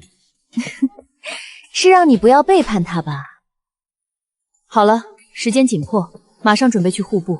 宁心，人都齐了吗？都齐了，在门口候着呢。伺候一下本公主更衣，四妹不会介意吧？大公主这是要让我服侍她穿衣，我一个太监贴身服侍公主更衣，这未免太过僭越了。可她是大公主，旨意难违，若是拒绝，反倒落了把柄。听说你搭配衣服很有眼光，今日便由你做主，选一套合适的衣衫。公主的发饰也可换一个，与这套衣衫更搭。四妹宫中的新发型，听说也是你给梳的。我是四公主的太监，梳头更衣本就是分内之事。这个龙承恩果然很会讨女人欢心，心思细腻，手法娴熟。四妹把他看得这么紧，也不是没有道理。公主请看，这样便相得益彰了。难怪四妹把你当做宝贝，这般手艺确实难得。你们开始核查账目，有任何问题都汇总到我这里来。这些账本太过混乱，用的都是原始记账方法，收支混杂，很容易做假账藏猫腻。看来必须用复式记账法来重新整理，才能一目了然。这些账目杂乱无章，毫无条理，没有半年时间，根本理不清头绪。龙承恩虽然有才，但面对这样的烂摊子，能有什么办法？公主殿下，各位账房先生，这些账册太过混乱，原始记账法难以理清。我有个新的记账方式，想让各位学学。按照这个方法，能将户部所有账目全部理清楚。老夫做了40年账房，经手的账目没有上万，也有数千，难道还不会做账？我老了，学不动新东西了。若是龙尚书觉得我们老眼昏花，能力不足，公主另请高明便是。我这种记账方式名为复式记账法，有借必有贷，借贷必相等，能清晰反映每一笔资金的来龙去脉。我给你们演示一下，若是觉得好，咱们便推广；若是觉得不好，那就算了。没想到这个龙承阿不仅文韬武帅，连记账都有自己的独门方法，真是个全才。若是这复式记账法真如他所说那般好用，那户部的亏空之谜或许真能解开。这便是复式记账法。诸位请看，这种记账方式要求各项收支按规定科目分类记录，它的核心在于每一笔资金流转至少在2个账户上相互关联，遵循有借必有助，借贷必相等的铁律。如此一来，查账对账便如拨云见月。妙啊，太妙了！如此一来，每一笔银子的来龙去脉都明明白白，再也不会一笔糊涂账了。我做了几10年的账，见过的记账法没有10状也有8种，竟不知账还能这样记。龙尚书，您这神乎其技的记账法是从何处学来？您的师傅是哪位高人？我曾在军中掌管过粮草，只时兵马众多，粮草调度繁杂，普通记账法极易混乱出错，故此我便自创了这套复式记账法。此子真是天纵奇才，竟能自创一套记账法。有他协助，这看似无解的户部烂账定能顺利理清。龙尚书真是天才，我等佩服。龙尚书，恳请您教我等此法。龙尚书高风亮节，诲人不倦，我等佩服。诸位先生不必多礼，我既说了，只要此法好用，自当倾囊相教。户部账目乱成一团麻，就算龙承恩有天大的本事，也休想在短时间内查出什么。等他们查不出结果，我再反咬一口，参他个故意拖延欺君罔上。大人尽管放心，卑职早已将所有账本一股脑堆了进去，别说那10几个老账房，就算整个户部一起核算，没有大半年也休想理出头绪。而且关键的几笔亏空账目早已被卑职悄悄剔除了，他们就算算到明年，也查不出半点问题。很好，就让他们去查。一个没根的死太监也敢捋我景家的虎须，哼！我倒要看看他怎么死。景恒，你以为把水搅浑就能蒙混过关？千算万算也算不到我有复式记账法。再乱的账目，在我这里也是一清二楚。你的好日子到头了。这个龙承恩不仅才华横溢，更难得的是有耐心、有手段，真是不可多得的人才。可惜他是四妹的人，想要挖过来，恐怕要费一番周折。公主，龙尚书真是个奇才，这复式记账法太巧妙了，效率何止提升了10倍。有他在，查账之事必定能事半功倍。是啊，可惜他是四妹的人，想要从四妹手里挖人，恐怕比查清户部账目还要难。大公主的心思，我岂会不知？不过现在羽翼未行，绝不能得罪四公主，只能暂时虚与委蛇，稳住她再说。龙尚书，这新法太好用了，以前需要3天才能理清的账目，现在3个时辰就搞定了。这是整理好的去年北境军费账册，请您过目。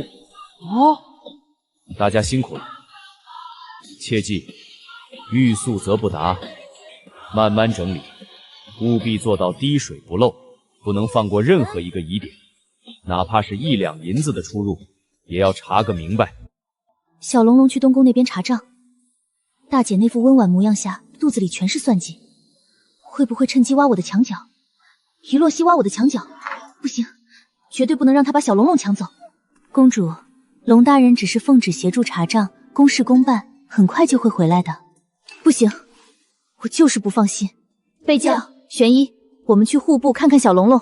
这曹州赈灾款的流向太诡异了，入账与发放数目对不上，景恒这只树鼠肯定在里面动了大手脚。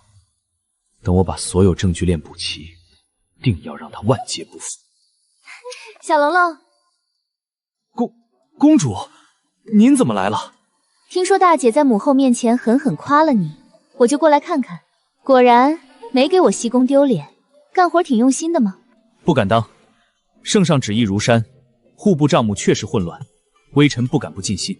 况且微臣始终是西宫的人，自然要为公主争脸。记住就好。说吧，这账目查得怎么样了？这是圣上的意思吗？不是，这是我给你的提醒。不过你不用担心，在这东周的地界上，不管是皇亲国戚还是功勋世家，只要是朝廷的蛀虫，本公主都不怕。四公主虽然性子烈了点儿，但这份护短的心意却是实打实的。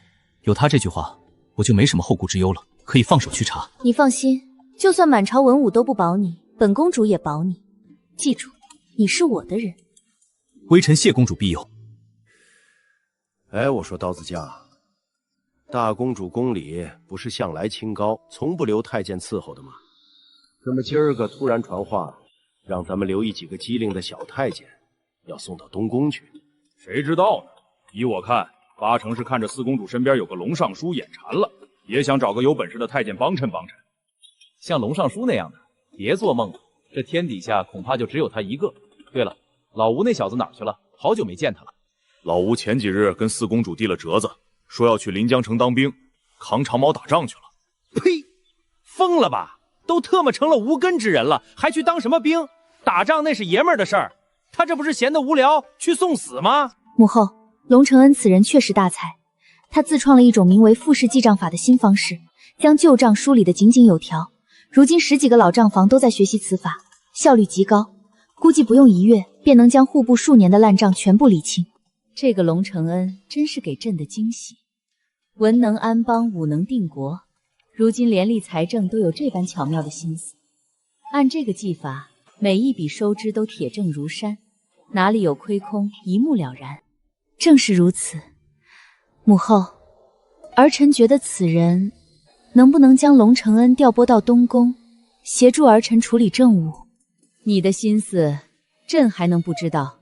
想挖洛西的墙角，这事儿你别问朕，自己去和你四妹商量吧，朕不管这个。就知道会这样。四妹把龙承恩看得比什么都重，想让他放手比登天还难。看来只能另想办法从长计议了。明面上的亏空就已触目惊心，景恒贪污的数额恐怕远超想象。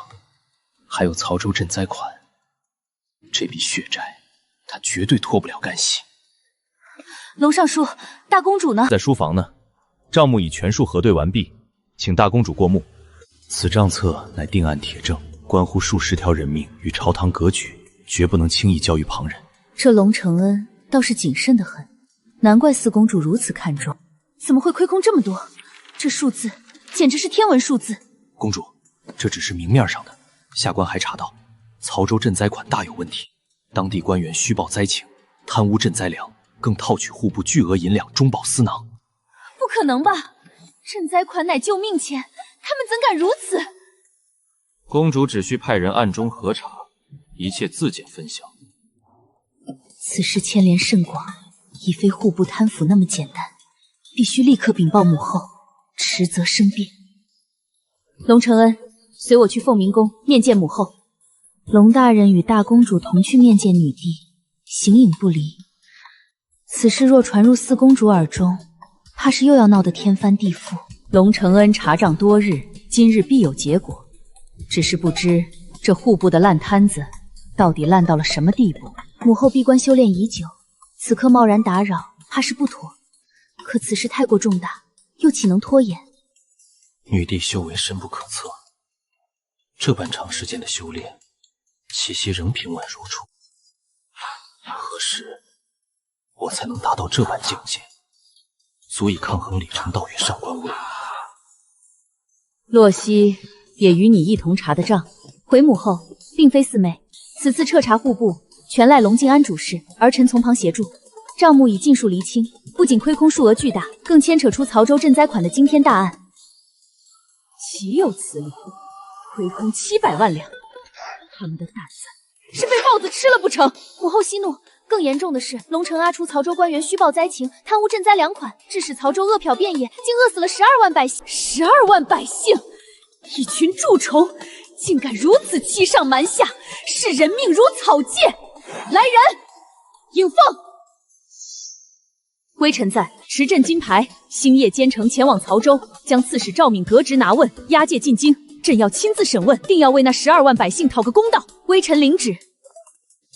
母后息怒，官员贪腐欺瞒，乃各国通病，并非我西州独有。曹州刺史不过是替罪羊，真正的黑手是景恒。女帝此刻震怒，岂会不知？景恒这次插翅难飞。好了，此次彻查你做得很好。龙承恩彻查户部得利，朕自有恩赏。你们都退下吧。儿臣领旨。微臣领旨。户部的账查清楚了。回公主，查清楚了。户部共亏空700万两，且牵扯出曹州赈灾款大案。圣上已下旨，将曹州刺史赵敏押解进京，亲自审问。赵敏，哼，不过是个替死鬼罢了，哪里是什么曹州官员侵吞，分明是景恒这厮上下其手，在其中大肆渔利。公主明鉴，圣上心中定也清楚，否则不会如此震怒。这次的事情，怕是没那么容易了结。公主以为圣上会如何处置？若是你，你会如何处置？恐怕是小惩大戒。景家手握兵权，在军中根基深厚，母后怎敢真的严惩景恒？最多不过是削去官职，罚些银两，做个样子给天下人看罢了。户部亏空700万两，竟还牵扯到曹州赈灾款，如此胆大包天，不严惩不足以平民愤，不足以正纲纪。母后，龙承恩彻查账目时，还查出曹州赈灾款的惊天大案，当地官员虚报灾情，伪造账目，贪污赈灾粮食不说，还套取户部巨额银两，致使曹州饿殍遍野，足足饿死了12万百姓。岂有此理！竟敢如此大胆，视百姓性命如草芥，视国法如无物。来人，尹凤。微臣在。启奏圣上，微臣通过核查历年账本，发现曹州赈灾款的问题并非单一贪腐。去年曹州大旱，朝廷已拨付50万两赈灾款，然户部与曹州刺史联合上奏，谎称款项不足，请求准许当地卖官筹粮，所得银两充作赈灾之用。账目须开，此话怎讲？曹州确实推行了卖官之策，富户也确实缴纳了粮食，但这些救命粮并未发放到百姓手中，而是被当地官员与朝中势力私分鲸吞。更甚者，曹州刺史还虚报运粮、仓储等各项杂役，又从户部额外套取了10万两白银。岂有此理！难怪朕早有风闻，说曹州去年恶嫖满地，朕还难以置信，原来竟是这帮蛀虫作祟。微臣这就率人星夜赶往曹州，捉拿赵敏归案。母后息怒，官员欺上瞒下，中饱私囊，乃是各国通病，并非我西州独有。当务之急是捉拿元凶，弥补亏空，切勿动气伤了龙体。曹州赈灾款牵扯甚广，没有景亨在背后默许甚至操纵，绝不可能如此顺利。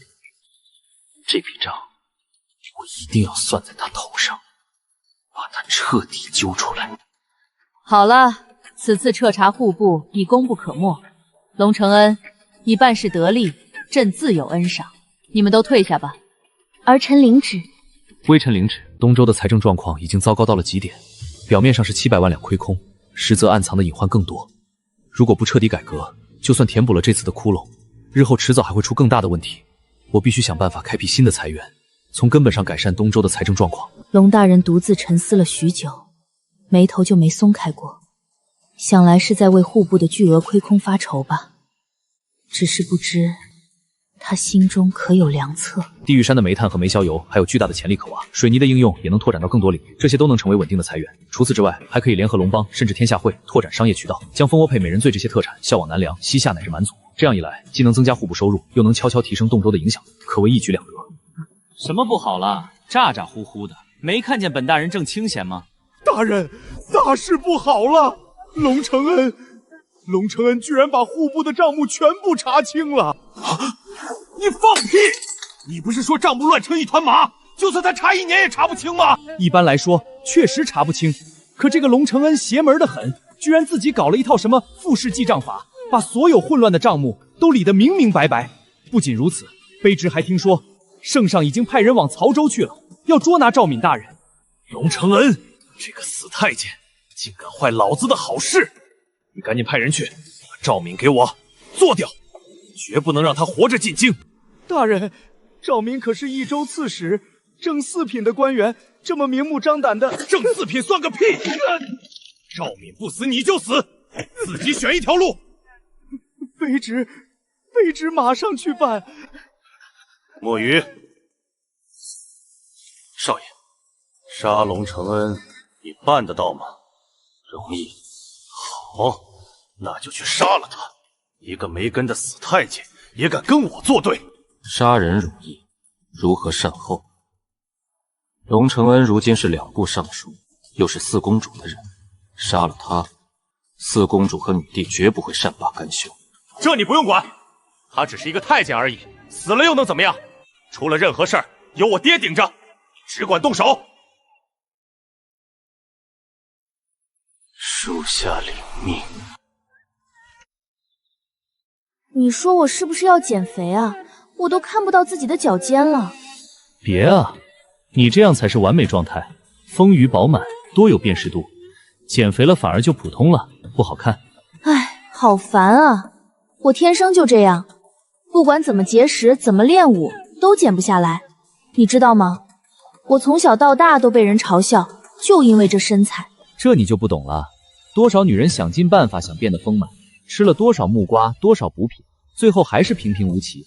你倒好，天生就拥有别人梦寐以求的身材，却还嫌弃太大，真是旱的旱死，涝的涝死啊！其实太大也有很多烦恼的，行动不便不说，还总被人指指点点。这些烦恼说了你也不懂。别管别人怎么说，自己舒服就好。况且这身材多有威慑力，敌人一看就知道你不好惹，多好的优势。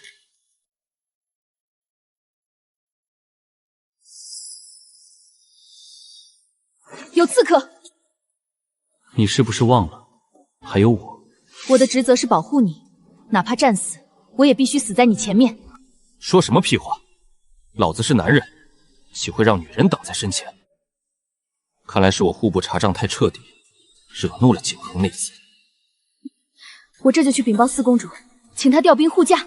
算了，按朝廷规矩，直接上报圣上即可。若是单独告诉洛曦，以他的性子，怕是会立刻带兵杀进景家，到时候事情闹到无法收杀，反而被动。对了，今晚的事就是我梦游了。唉，我也没办法呀。白天朝堂、工部、户部的事情堆成山，梦里还在跟账本较劲，现在还要应付刺客，我也很无奈啊。失败了。什么？失败了？不是拍着胸脯说杀他易如反掌吗？龙承恩的修为已经进入了王者境。怎么可能？上次探查不是说他只有宗师前期的修为吗？上次是，这次不是。你别告诉我，他只用了几个月时间就从宗师境练到了王者境。没错。这样的资质，就算是天下第一的天才也不过如此吧。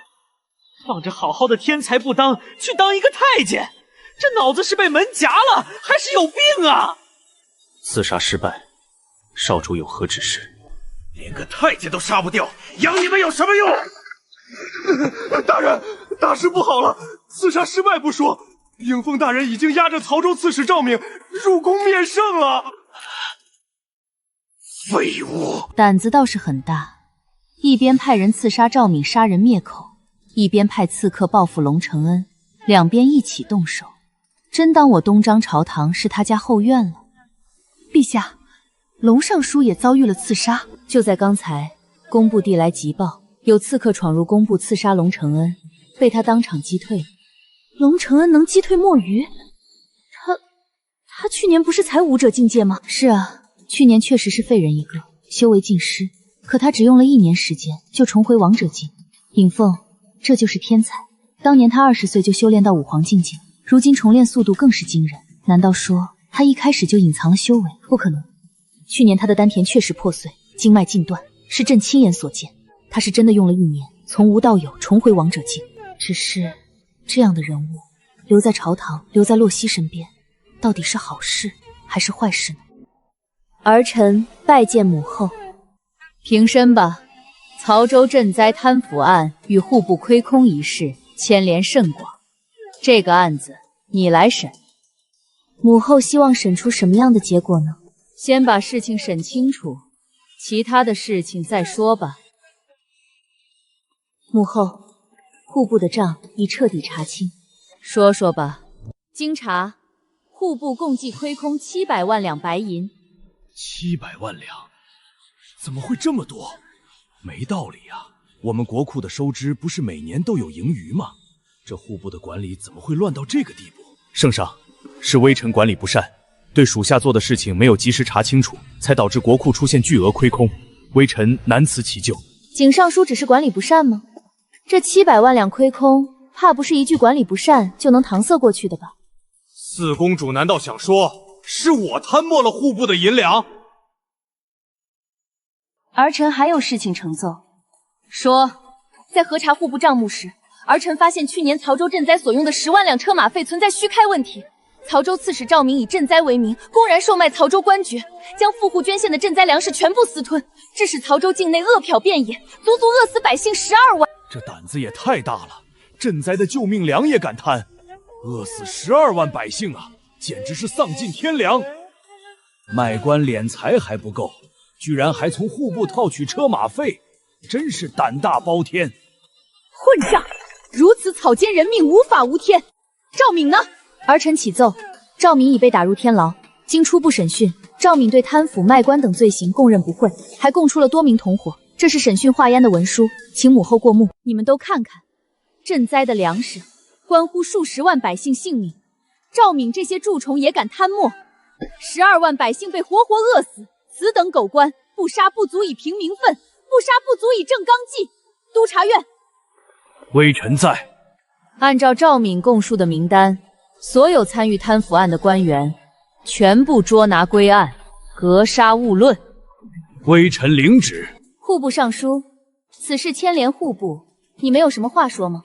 微臣管理户部不力，导致出现如此重大纰漏，恳请圣上责罚。账目已经摆在眼前，这700万两亏空究竟是如何造成的？朕给你时间，你自己查清楚。特别是曹州赈灾那10万两虚开的车马费，是谁批的，谁经手的，一查到底。微臣谢圣上隆恩，必定彻查到底，绝不姑息。700万两，我明明只从户部拿了200万两而已，剩下的500万两哪儿去了？放屁！里外打点需要500万两，你当老子是傻子吗？你自己从中贪了多少？给老子老实交代！说到底，你只是老子的家奴，居然也敢背着老子中饱私囊！这次出了这么大的篓子，女帝已经下旨彻查，你活不成了！回去和你老婆孩子告个别，明天自己去督察院领罪，别想着耍花样，否则不仅是你，你的父母、孩子，一个都别想活！大人饶命啊！大人，求您开恩，饶了小人一条狗命吧！小人上有老下有小，不能就这么死了。饶命？我饶了你，女帝会饶了我吗？事到如今，你只有把所有事情都担下来，替我顶罪。我向你保证，一定会好好照顾你的儿子，将来让他入朝为官，前途绝不会比你差。我对天发誓。好，大人不要忘了今日的誓言。我的种，我自然会招。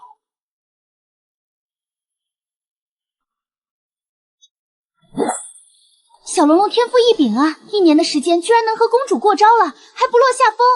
虽然公主可能让着他，但1年时间从武者境出包要王者境，还能熟练运用霸龙长矛法，天才也不过如此啊。小龙龙，你练武的资质这么好，以前在龙国军的时候为什么不练？公主慧眼识珠，给了我霸龙长矛法的秘籍。以前我在军中只做些文书粮草相关的文官琐事，从未想过自己有这方面的才能。哦，那我真是捡到宝了。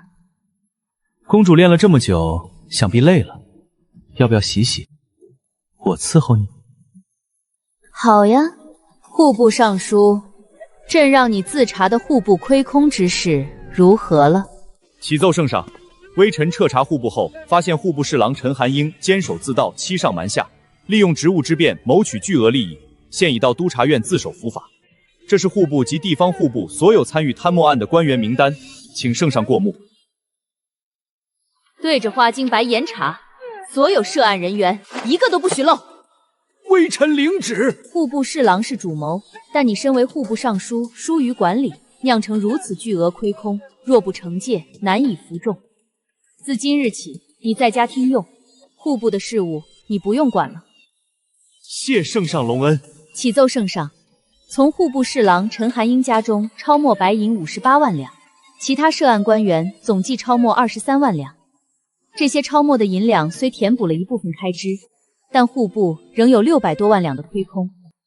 户部亏空600多万两，此事关乎国本，众位爱卿可有解决之法？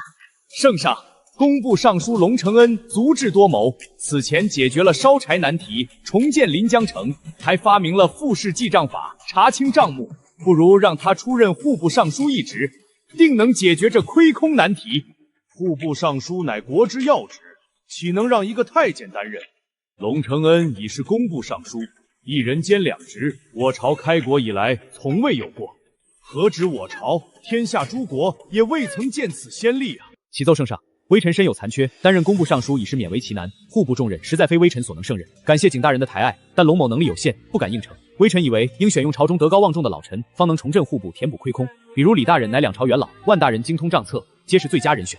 圣上，臣等年老体衰，精力急气，实在担不起户部尚书这副重担，请皇上另择贤能。圣上，户部乃国家根本，放眼天下，最合适的人选莫过于龙承恩。去年文斗南梁魁首于市民，龙承恩刚入宫便能将其抵败，攻破临江城是他出奇迹，解决烧柴筑城难题亦是他的功劳。这些几十年未解之题，他都能一一化解。如今户部亏空，举国上下唯有龙承恩可解，微臣再次举荐。你们呢？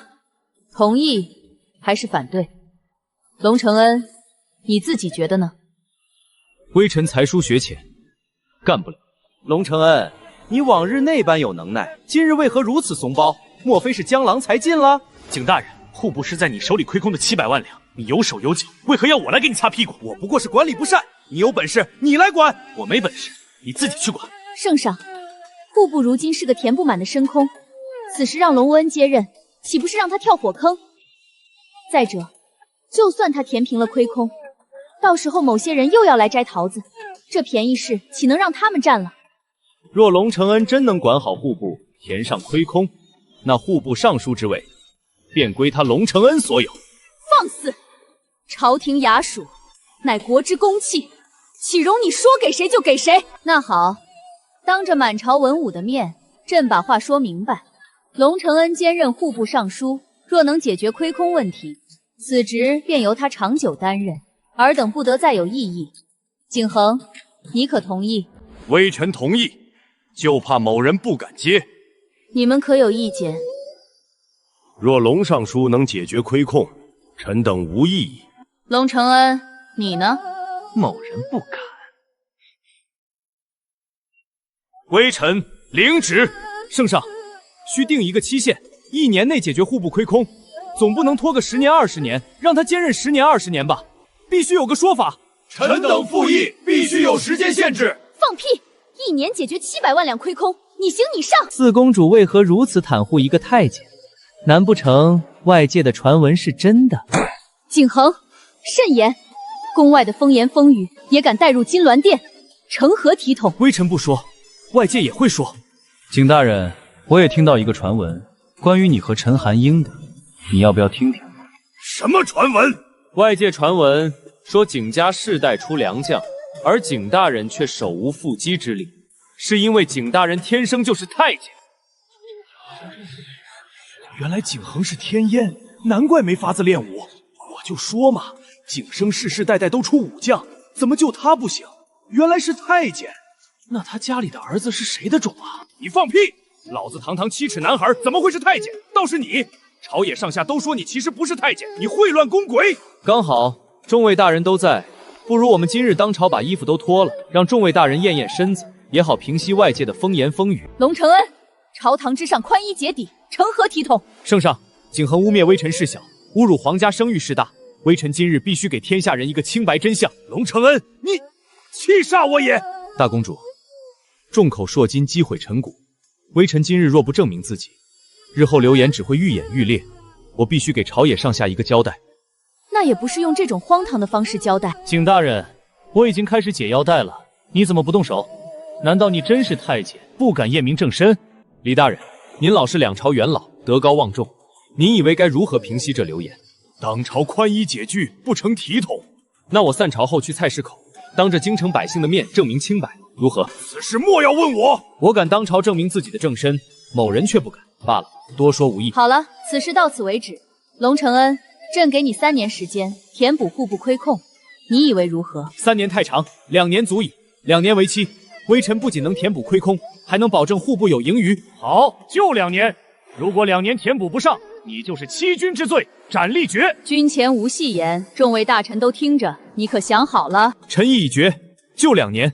若是做不到，微臣甘愿受罚，绝无半句怨言。好，朕准了。2年时间，满朝文武为证。2年？你怎么可能在2年内填补600多万两的亏空？这根本就是天方夜谭。你在朝堂上答应的如此干脆，定然是有了具体法子。说说看，你打算怎么做？其实无非就是开源节流2个法子，一方面缩减不必要的宫廷开支和地方冗余耗费，另一方面想办法增加户部收入。怎么增加户部收入？难道你想增加赋税？东周百姓的负担已经够重了，绝对不能增加赋税。百姓安则天下安，我岂会做竭泽而渔之事？不增赋税，又要填补巨额亏空，你到底有什么门道？地狱山的煤矿已经规模化开发，蜂窝煤不仅供应宫廷和官员，还向百姓出售。这大半年，工部通过卖煤已经赚了50多万两，这笔账我一直没并入户部，算是一笔储备资金。居然这么多！你居然偷偷存了这么多私房钱！50万两虽多，但距离填补600多万两的亏空，再实现盈余，还差得太远。2年时间，仅凭卖煤还是不够。这只是其中一部分。其实，在核查户部账目时，我就想过长远之策，建立朝廷主导的商会，像天下会一样，做全天下的生意，源源不断创造收入。这个法子行不通。天下会发展了上百年，店铺商贩遍布诸国，根基深厚。就算有朝廷全力支持，我们的商会没有10年8年，根本无法立足。远水解不了近渴，何止是无法立足？南梁、西夏和蛮族都是我们的敌对势力，他们根本不可能允许我们的商会进入他们的地界做生意，这条路根本走不通。这个问题我早就想到了，我打听过了，除了天下会，江湖上还有一个实力不弱的商帮，叫做龙帮。我们不必从零开始，完全可以选择与龙帮合作，朝廷提供资金、技术和独家商品，成为龙帮的幕后股东，支持他们拓展生意，我们则按比例分享利润，这样既能快速获利，又能避开各国的直接抵触。我听过龙帮的名头，他们一直被天下会压制，发展艰难。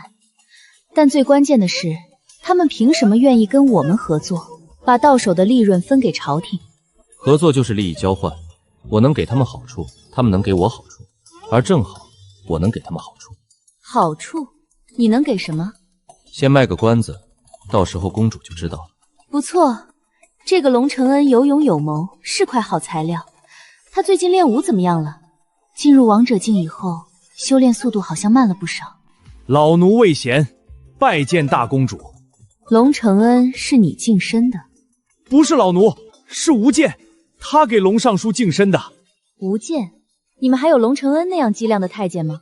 大公主说笑了，这短短几个月时间，从一个小太监当上尚书的，我们东周开国以来也就龙大人一个呀。你留心点儿，日后若有机灵的，送到我东宫来。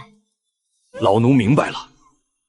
太监，死太监，污蔑老子，岂有此理！老子7尺无面死是太监。一个小太监成何体统？你日后如何做大事？还不清理干净？娘，那个死太监竟敢诽谤我，说孩儿是太监。就因为这样，你就砸自己的东西？他只是一个太监，不用理会他。等你爹回朝，一切就会恢复正常。爹要回来了。刚说了朝中的事情，时机到了就会回朝。好，那就等爹回来，我一定要宰了那个死太监。卑职等拜见尚书大人。你叫什么？卑职户部员外郎王雪仆。好，把户部的花名册给我拿上来，死了的就不要了。是。下官段双双，圣上派我担任户部侍郎，协助龙尚书管理户部。正好户部缺人手，你坐下吧。前户部侍郎陈寒英的事情你们很清楚，监守自盗，贪污朝廷粮饷，已经判了秋后问斩。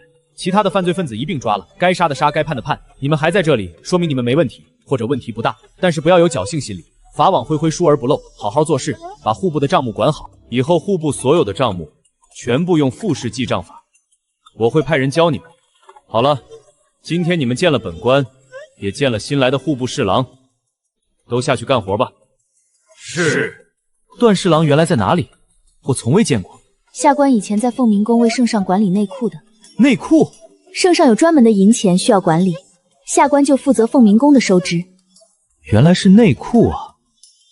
那行，你就在户部看看账目吧，我上次都看过了，你也熟悉下。你刚才干嘛盯着他看？有吗？他的那么小，有什么好看的？你的好看，特别是小跑的时候。是这样吗？对，就这样。要不要我提醒你？我是个太监，我知道。你怎么敢来我这里？不怕四妹挖你眼睛？已经禀明了四公主，公主深明大义，知晓户部之事关乎国本，并未阻拦。你这个真是，既懂讨洛熙欢心，又能办正事。说吧，今日登门所求何事？从我这里借人。你想借的便是那些精通复式记账法的账房？正是，他们熟悉新的记账方式，能最快上手户部事务。下官保证，待户部步入正轨，必当完璧归周。公主，户部空缺的都是关键岗位，龙州恩借走这些账房，日后户部岂不是成了他的囊中之忙，间接归了四公主？母后早已派了段双双出任户部侍郎，明着是协助，实则是监督。户部终究是母后的，洛熙就算想争，也不敢太过放肆。那我们岂不是白白把得力人手送给龙承恩用？这太吃亏了。户部关系到天下民生，不是我们姐妹内斗的地方。眼下国库亏空，必须先稳住财政。你去通知那些账房，明日务必准时到户部点卯，让他们好生协助龙承安，不得有丝毫懈懒。属下遵命。龙帮东周分堂堂主时间，见过龙尚书。石堂主客气了。久闻龙帮分堂主事精明干练，今日一见，果然名不虚传。见面更胜文明，在商言商，客套话咱们就不必多说了。今日请石堂主赏光前来，龙某是想和龙帮谈一笔合作。这承蒙尚书大人看得起，只是龙帮有规矩，从不与朝廷官府做生意，还望大人见谅。规矩是死的，人是活的，以前不行，不代表以后不行。别人不敢做的，不代表石堂主不能做。商机稍纵即逝，逆性而为才能抢占先机。大人所言极是，但此事事关重大，我石某人做不了主，还需禀报总堂。好酒，石堂主是懂酒之人，请尝尝。这是我尝过最好的酒，甘醇浓烈，余味悠长。敢问尚书大人，这酒是龙尚书亲手酿造的？不错，此酒是本官独创酿造，取名美人醉。烈酒虽好，不要贪杯。香凝，切一盘羊肉，再拿一壶酒来陪石堂主尽兴。尚书大人恕罪，实在是此酒太过迷人，一时失了分寸。我明白了，尚书大人今日请我来，不只是谈合作，更是想把这美人醉卖给我们龙帮。石堂主果然聪慧。我这边有2样东西想与龙帮合作，一是蜂窝煤，2便是这美人醉。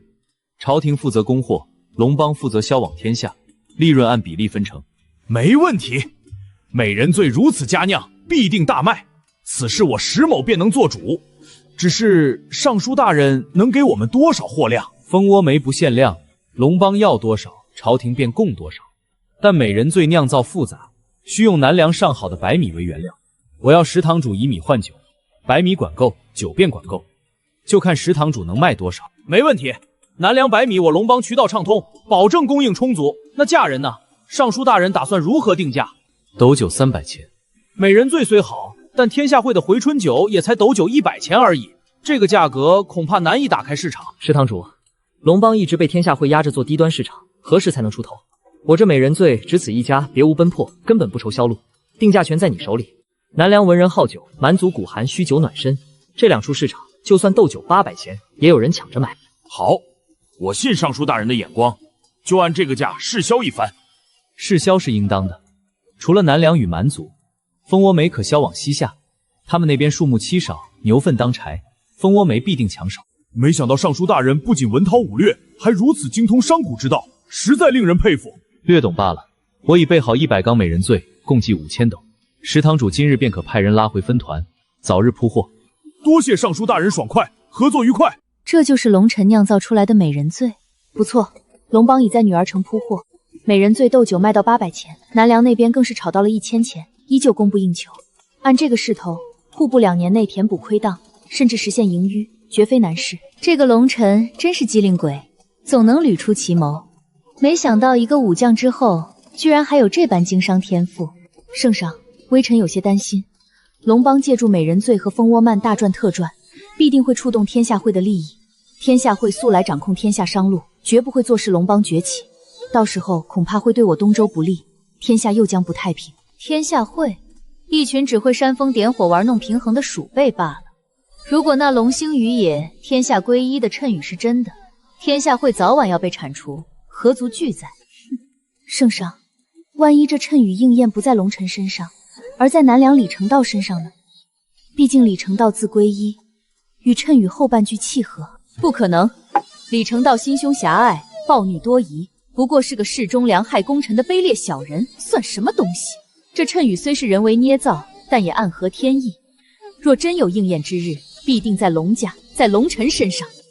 既然圣上知晓谶语是灭造的，为何还如此坚信会应验在龙尘身上？谶语这东西，即便起初是捏造的，传的人多了，信的人多了，变成了真的。龙家忠勇，龙尘天赋异禀，身负血海深仇，又有逆天机缘，他就是那个能搅动天下的人。